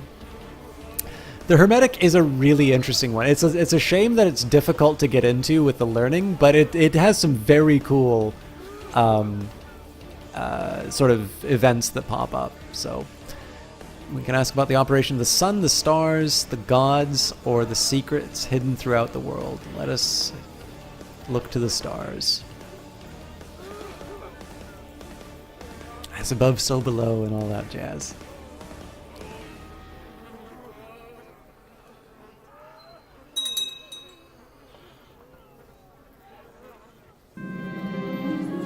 Looks like they want to kill my wife. Oh my god. Emma wants to kill. Why does everybody hate me so much? I'm the nice dude. Oh, that's why. Oh, this is really interesting. So, opinion of predecessor. So basically the game has finally nerfed the fact that if you just behave as an absolute tyrant, there's consequences for the next generation. Interesting. The Divine Being has given me cryptic advice on the pursuit of astrology in its many forms, but with ample time spent mulling it over afterwards, I believe I have deciphered what it meant. I look forward to putting it to good use. The Divine Being has my total confidence, and I gain 1 to diplomacy, which I am going to need. Alright, so let's find an apprentice. Ulgrin. I have a good feeling about this. With neophyte Ulgrin as my apprentice, I am sure to encounter many a secret. Perhaps I shall even perform the great work, the magnum opus. I'm not feeling thrice blessed today, K5, but thank you. Alright, so Lambert's still fabricating a claim. I think once this battle is done, I'm going to stab him to death.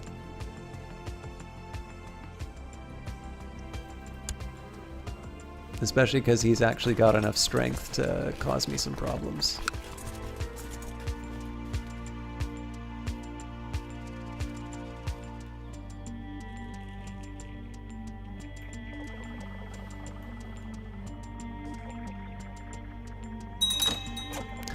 Outbreak of disease in the campsites. Oh, hang on.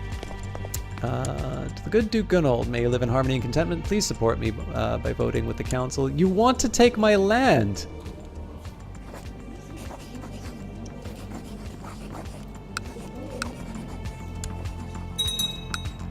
Victory. And apparently that's still not enough.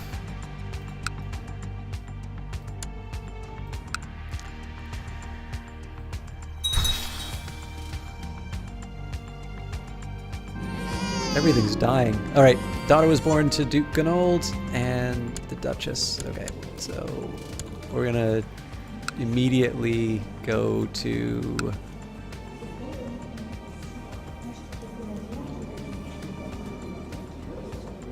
Anglo-Saxon it is. I'm just trying to lock in as many matrilineals as I can to get the family back into good shape. We will teach you diplomacy. My vassals are mad about the levies being raised too long, but as you can see, I really need to finish off this siege before. Oof, we're losing a lot. It's just a bishopric. Oh no, it's a town. So. And I think it's going to take the... Yeah, it's actually going to take the whole... it's going to take the whole 9 yards, so... Not great. My real worry is if this guy successfully gets his claim. But I believe he needs like 5 backers or he needs 100%. So we should be able to... sort of hold them at bay for now. Okay, so Holy War for Austria. Okay, the council gets to vote for war. Council's discontent. My liege's council's discontent. For some time now, my wife has been complaining about her painful joints. Apparently, they frequently swell up, becoming hot and aching for several hours. Call my court physician at once. She's got gout.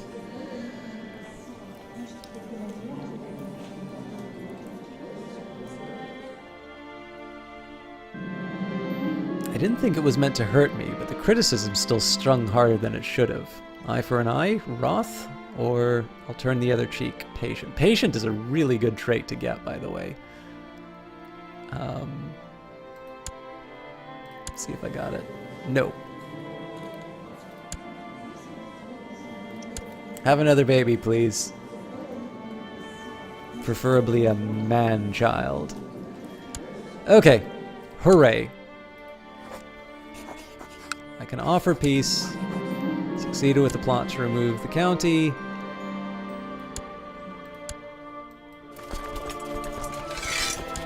Drop the levies. Okay.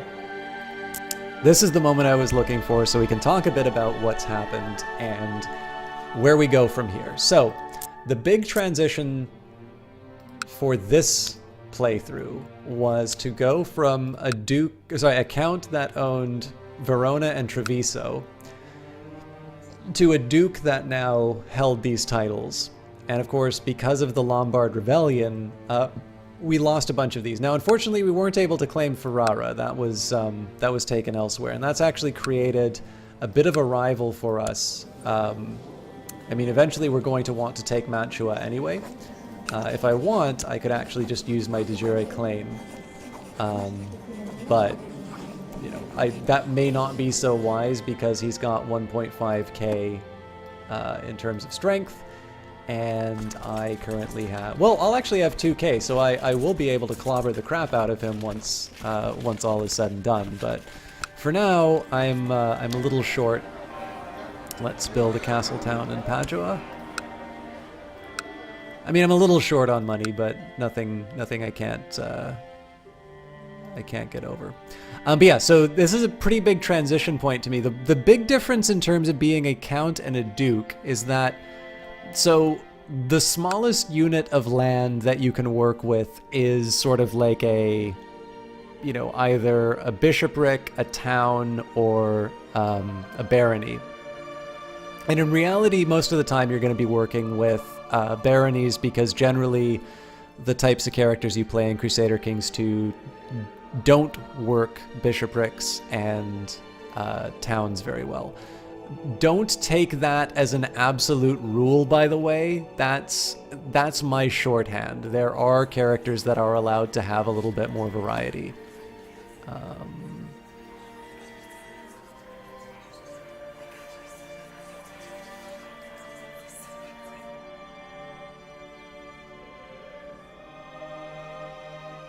Yeah, we'll keep her in the dungeon for a bit. Who's her husband?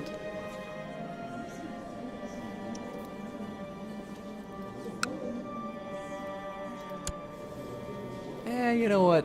I'm feeling merciful. We'll release. Wait a minute. Maybe we can get some money. Is it because you're broke? It's probably because you're broke.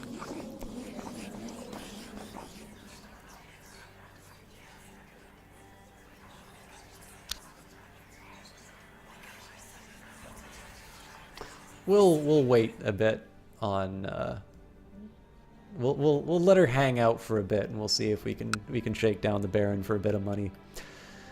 But yeah, so one of the big differences between being a count and being a duke in this game is that as a count, it's sort of like, I like to think of it as sort of the atomic unit. So you start off as Count of Verona, you have land that you can develop. You know, you have some form of an army. That army is going to be used to assist your liege and whatnot. But the thing is, if you want to advance in the world, you are going to need to do things to accomplish it. You either start a border dispute, or you send your chancellor out to go and, you know, and sow some discord or fabricate some claims or something along those lines. Now that we are a duke, so this is my de jure, so in this case, by law, this is my territory. Treviso, Verona, Padua, and now Mantua. Now, I own Verona, I own Treviso, and I own Padua. I don't own Mantua. Mantua is owned by Duke Lambert III of Modena, who's currently trying to fabricate a claim on my own duchy. And the nice thing is that I have a stronger army than him. So chances are I'm going to be able to replenish my troops before he's able to make good on that threat. And the good news for me there, as long as he is reasonably short on money. What are we looking at here? 135? Yeah, so basically I am going to be able to send a stronger army to clobber him and to take that land. So the neat thing is that because of these de jure laws, you are able to say, no, no, no, that's my land. You know, it has been the land of this duke for however long. And so this was the thing that my liege was trying to pull on me. They were trying to put these claims on Treviso and Verona and such, and basically take the titles away from my family. And what I've been able to do is sort of through sort of mostly good luck, and it's been sort of one step forward, two steps back, and then suddenly a leap forward and whatnot. We've been able to get ourselves into this duchy situation, which has sort of allowed me to sort of reassert my claims on Treviso and such. Now, the drawbacks that have happened, there's quite a few. Because of the Lombard rebellions, I have got 2 territories that are currently, are currently in a pretty wretched state. Let's see, local revolt risk, local tax modifier, yes. I don't really know what it takes to dislodge a heresy, to be honest. The game says... So, I mean, it's supposed to be 17% a year.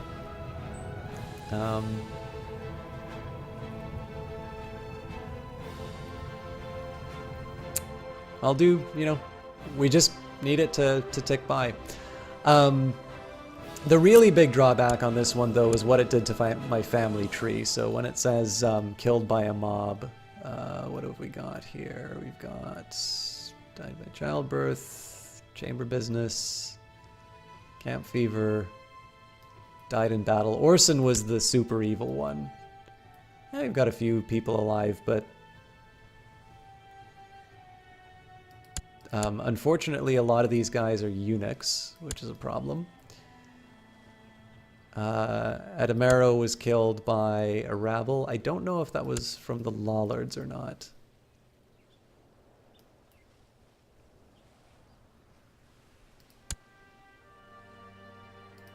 There's definitely a bunch of people. Apparently I can't find them in the branch at the moment, but...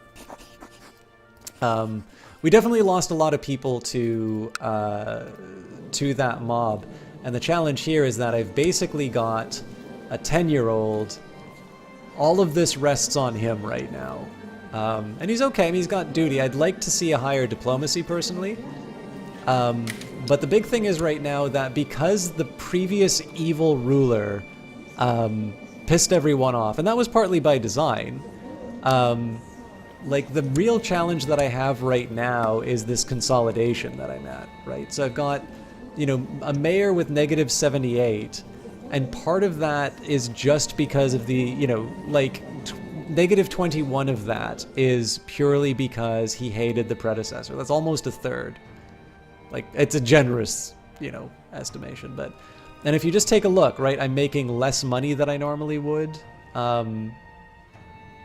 mean, there's other problems that this guy has, too. So, I mean, homosexuals not particularly popular amongst my subjects.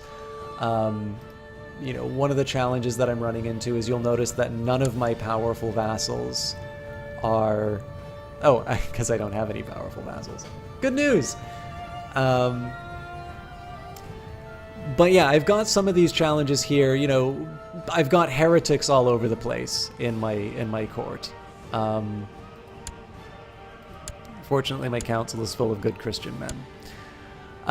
So we've made it to a point now where we're able to start making some claims on territory. The nice thing about being a duke is that you sort of through whatever means you're able to how do I put this?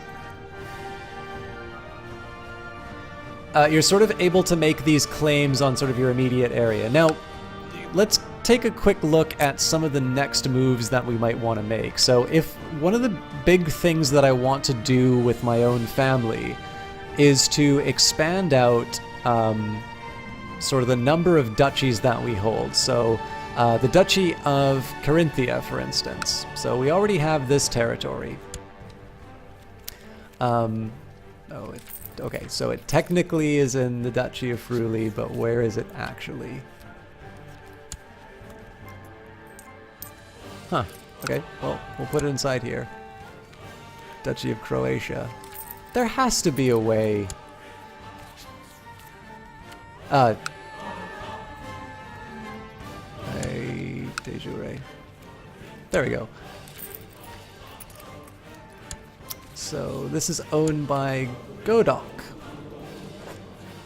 Oh, and I can actually do a plot for a claim. So, like, this is kind of an example in terms of where some of our later plans will be. In terms of just acquiring power, you know, I've got Aquileia. I'm like, well, why do we claim this duchy from this kid? I mean, it's not like he's, you know, he's not like he's particularly strong. And then what that will do is that'll start giving me some claims on these de jure areas. Now, I've got my 5, I've sort of got my 5 holdings. You know, maybe in Verona I might want to give up this barony at some point. But, you know, this is one of these points where I'm like, okay, I've already got some land. Maybe I want to give that to another member of the Adamini family. And that's one of the reasons why the losses of the family members to the mob was such a disaster for me, because I'm actually at a point now where I'm going to wind up claiming more territory reasonably quickly, and that's going to translate into you know, that's going to translate into some situations where it's sort of like, oh, I really wish that, you know, I had somebody to give this over to. Now, family members are not always the best subjects, and one of the things, too, is once I start giving away duchies, they're not going to be my subjects anymore. So, obviously, one of the things that I'm eventually going to want to do is to claim the kingdom. Now, the catch here is that to claim the king, you know, if you come for the king, you best not miss. You know, I'm going to need to get 7,000 troops behind me on this, or alternatively, I'm going to need to, you know, well, there's a few different ways that I can navigate this, but basically, I'm going to need to get a lot stronger than I currently am if I want to try and take on the Queen of Lombardy. Now, there's some other things that I can try and do. I can try and sort of marry into the title. I wonder, do I have anybody in my family that I can... Not really. You know, I can try and marry into this. I can try and wait for the Kingdom of Lombardy to be in a particularly weak state, at which point I sort of swoop in and I conduct my rebellion. There's a few different ways that I can sort of handle this. But once I'm at a point, you personally can hold 2 duchies. Once you hold 2 duchies anymore, and your vassals start getting angry at you. But basically, one of the things that I want to start doing is I want to start claiming as much territory that will sort of expand out my my realm, so that I'm going to have enough strength to be able to fight my liege, the queen.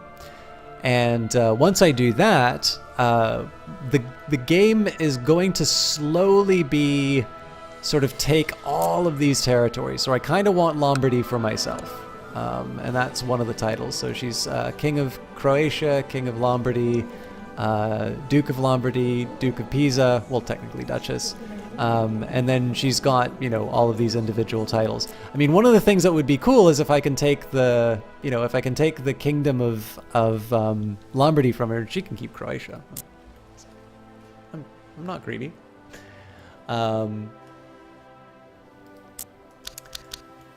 There's a few different paths that I have in terms of that, but notice this is one of the big things, is that once I went from being a count where I would need to manually try and take another county, now as a duke I start thinking at that higher level of like, okay, what duchy can I gain which will give me claims that I can later turn into holdings that will generate me troops.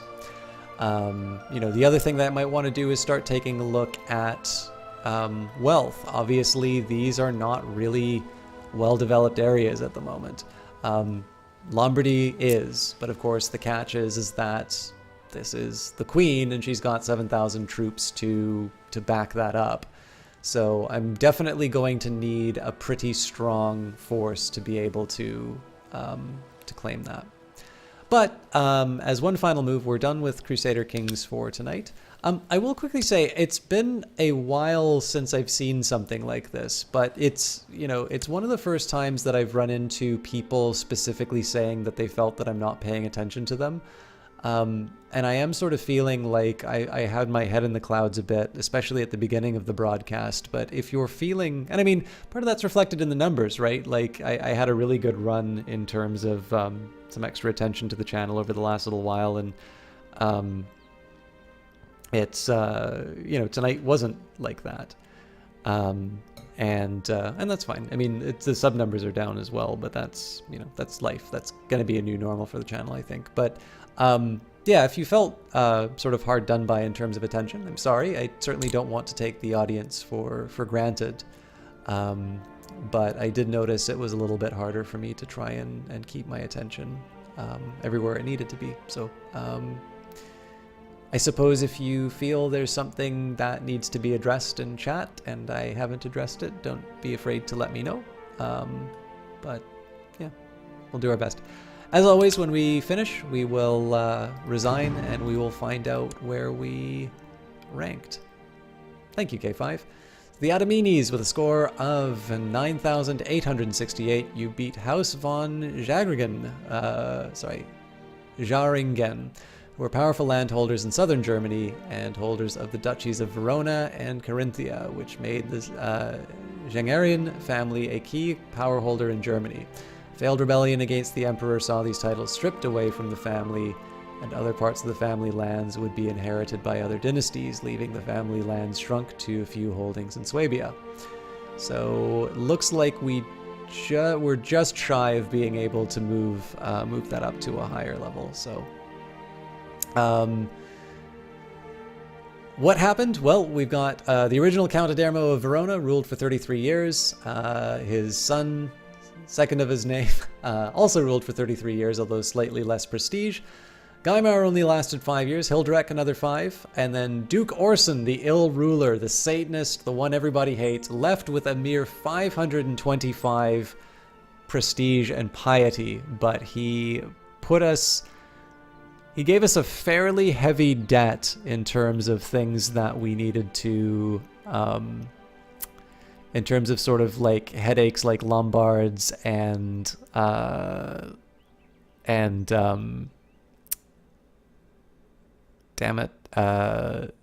angry vassals to deal with. But I'm feeling good things about Duke Gunold. We'll see if we can move ahead. As always, though, we will read the chronicle of these very sad rules. So, in 845, after Pope Stephanus IV died, Count Hildrek of Verona died attending to chamber business. His brother Orson succeeded the throne with a grand ceremony in Verona. In 846, Ivor, the firstborn son, was born to Count Orson. In 847, Adamero Adamini married Imma, daughter of the High Chief.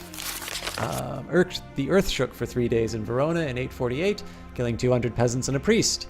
In 849, Count Orson went to war against the Duchess. He was victorious in battle against the army of Lombardy, commanded by the Duchess. Victorious in a bunch of battles. Adamero, heir of Count Orson of Verona, was killed by a rabble on the 22nd of August, 850. I believe this was the first Lombard rebellion. Count Orson of Verona was victorious in battle against the Lollard Uprising, commanded by Reodold of the Lollard Uprising. Count Orson successfully led his armies, taking Frankopan from the enemy. In 851 and 852, he successfully took Verona from the enemy. Yeah, that was definitely the Lollards then. He won the war against Duchess Theodora in 852, usurped the county of Aquileia, and usurped the duchy. Oh yeah, this is a great thing. It gets a little repetitive sometimes, but this is a nice little way of summarizing the playthrough. In 853, Duke Orson II of Friuli was victorious in a battle against the peasant revolt. Gunold Anamini married Chiefess Gala, the first of many wives who would die. Duke Orson II of Friuli, through his deeds and character, became known as Duke Orson II, the Ill Ruler. In 855, he continued to lead his armies, taking a few different territories, until finally I went to war against the Duke of Corsica to try and regain some of the territory from the Lollard heretics. He's victorious in battle several times. In 857, a star fell from the sky, killing 3 cows. Pope Marinus, leader of the Catholic faithful, died of slow fever on the 5th of January, 858. And my former wife, who wanted to kill me, committed suicide on the 28th of June, 858, due to the dark spells that I cast on her. In 858, I continued to successfully lead my armies, carrying on to 859. And in 859, I finally won the war against Duke Rodald the Corsica the Wise. It doesn't seem to indicate what territories I took, but in that case, we claimed. We basically claimed the remaining counties, save for one of my duchy. Friuli was attacked by the Lombard realm in the Friulian Revolt, ruled by Eribert. Duke Orson II of Friuli died in battle against Count Eribert of Treviso on the 12th of June, 859. His nephew, Gunold, succeeded in the throne of the duchy with a grand ceremony in Verona. This is the guy we're currently playing, so we went to war. We tried to imprison him, but it failed. Duke Gunold of Friuli made Amelberga, daughter of Patrician Peter of Lothlaring. This is basically me just marrying off all my daughters to try and keep the bloodline going, although the massacre didn't happen until a little bit later. Victorious at Treviso, but in the meantime, while we waited for the Queen to protect us, I went to war with Countess Gerpega of Padua, but in 859, we lost the mother of Duke Gunold. We just lost the wife. It doesn't say who else died, but there were a few. So in 860, Duke Gunold of Friuli married Hildegard. We continued to take possessions from our enemies. Theodolina, firstborn daughter, was brought to Duke Gunold of Friuli, and we pretty much betrothed her immediately. Successfully led the armies. This was ultimately taking Padua away. And that is the last entry, 861. So that was a little uneven, but next round, the Adamini family will hopefully beat House de Genève. And one day, we will overtake House Capet. But not today. All right, I hope that was somewhat interesting for some of you at least, but I am actually quite late. I've got an early morning tomorrow, so I really need to call it tonight. But let's see who is streaming.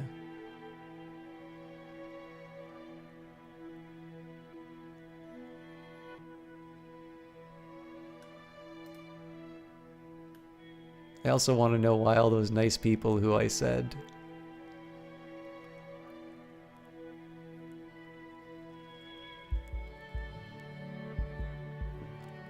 he said you should watch, didn't host me, damn it. All right, let's... Who the devil is online? You know what, let's host W. Shan tonight. W. Shan's doing indie investigations. I don't get to hang out as much during these things. AC Mins, thank you very much for that. I'm sorry, and again, sorry guys if this wasn't quite to your taste. Oh yeah, actually, sorry, one last quick thing before we all go. For those of you who want it, where the hell did it go? I wanted to give you... Here it is. We've got another... We've got another episode of The Elder Scrolls Arena. I actually need to end the cast so I can upload it to YouTube as well. But this one, we get another piece of the Staff of Chaos. It's a relatively brief one, so it's about 3 hours long, so it'll be from 7 to 10. But if you use these event details, you can actually set up an alert for yourself. So that will definitely be premiering on Twitch at 7 o'clock. I'll do my best to be there when I can. Wednesday, we're going to be coming back to Cultist Simulator. So for those of you who didn't get to see me on Steam last week, I got 8 hours of the Dancer in. It's a great DLC, and it's $3. But I plan on settling in and going for one of the more, shall we say, I don't know, the meatier endings. There's some really cool stuff inside there. So I hope you guys stick around for that. I'm going to pretty much have Cultist Simulator as a fairly regular feature. I'll probably go back to having it on Wednesdays, but no promises. I might change it up a little bit. Friday, I'll probably do Mass Effect again. And then I'll probably get through Mass Effect 2 as quickly as I can without rushing through the game, because I would like to try and get through some of the other things that I have on deck. And then, of course, most importantly, because of the Cultist Simulator stream, we have crested 2,000 follows with a fairly healthy number. We'd have to lose quite a few people to fall back below 2,000. So I am considering what I'm going to do for the celebration for that. It may not be until like mid-November, because there's a lot of stuff that I need to get through. But there's going to be some cool stuff for October if I can pull it off. There's definitely going to be some stuff which I know you guys like in terms of Cultist Simulator, Crusader Kings 2, more Mass Effect. There's some of these projects that I've been working on for a while, which I'm going to try and finally sort of turn into a take the wrapper off them. I hope you guys really like it. There have been some hints of it on Twitter, but I know I'm not very consistent in terms of revealing where these things are. But there was something that I got to send to Lottie Bevan of Weather Factory, which was a lot of fun, and I got some very good feedback from that. So if you don't know what I'm talking about, that's fine. You will get to see it. But there's a reason I've been keeping it a secret. So in addition to a 2K celebration, there's a big project that I've been working on where I've been trying to get through the mountain of research I need to do. More Crusader Kings coming up. Actually, there's a lot of games which I'm looking forward to. Lots of sequels, and I hope you all get to see it. But without further ado, let's host W. Shand. He's doing his indie investigations. I don't always get to hang out because it's fairly late. But W. Shand is a fun guy, and I know he likes the fact that I can do Crusader Kings 2. I don't think he's a big fan of it himself, but I don't know. He's a fun guy, and he's really who I have to host tonight. So I hope you guys have a good evening, and I will see you tomorrow if you want to see the vodcast for Elder Scrolls, and I'll see you Wednesday if you prefer my live stuff. Have a good one. Thanks.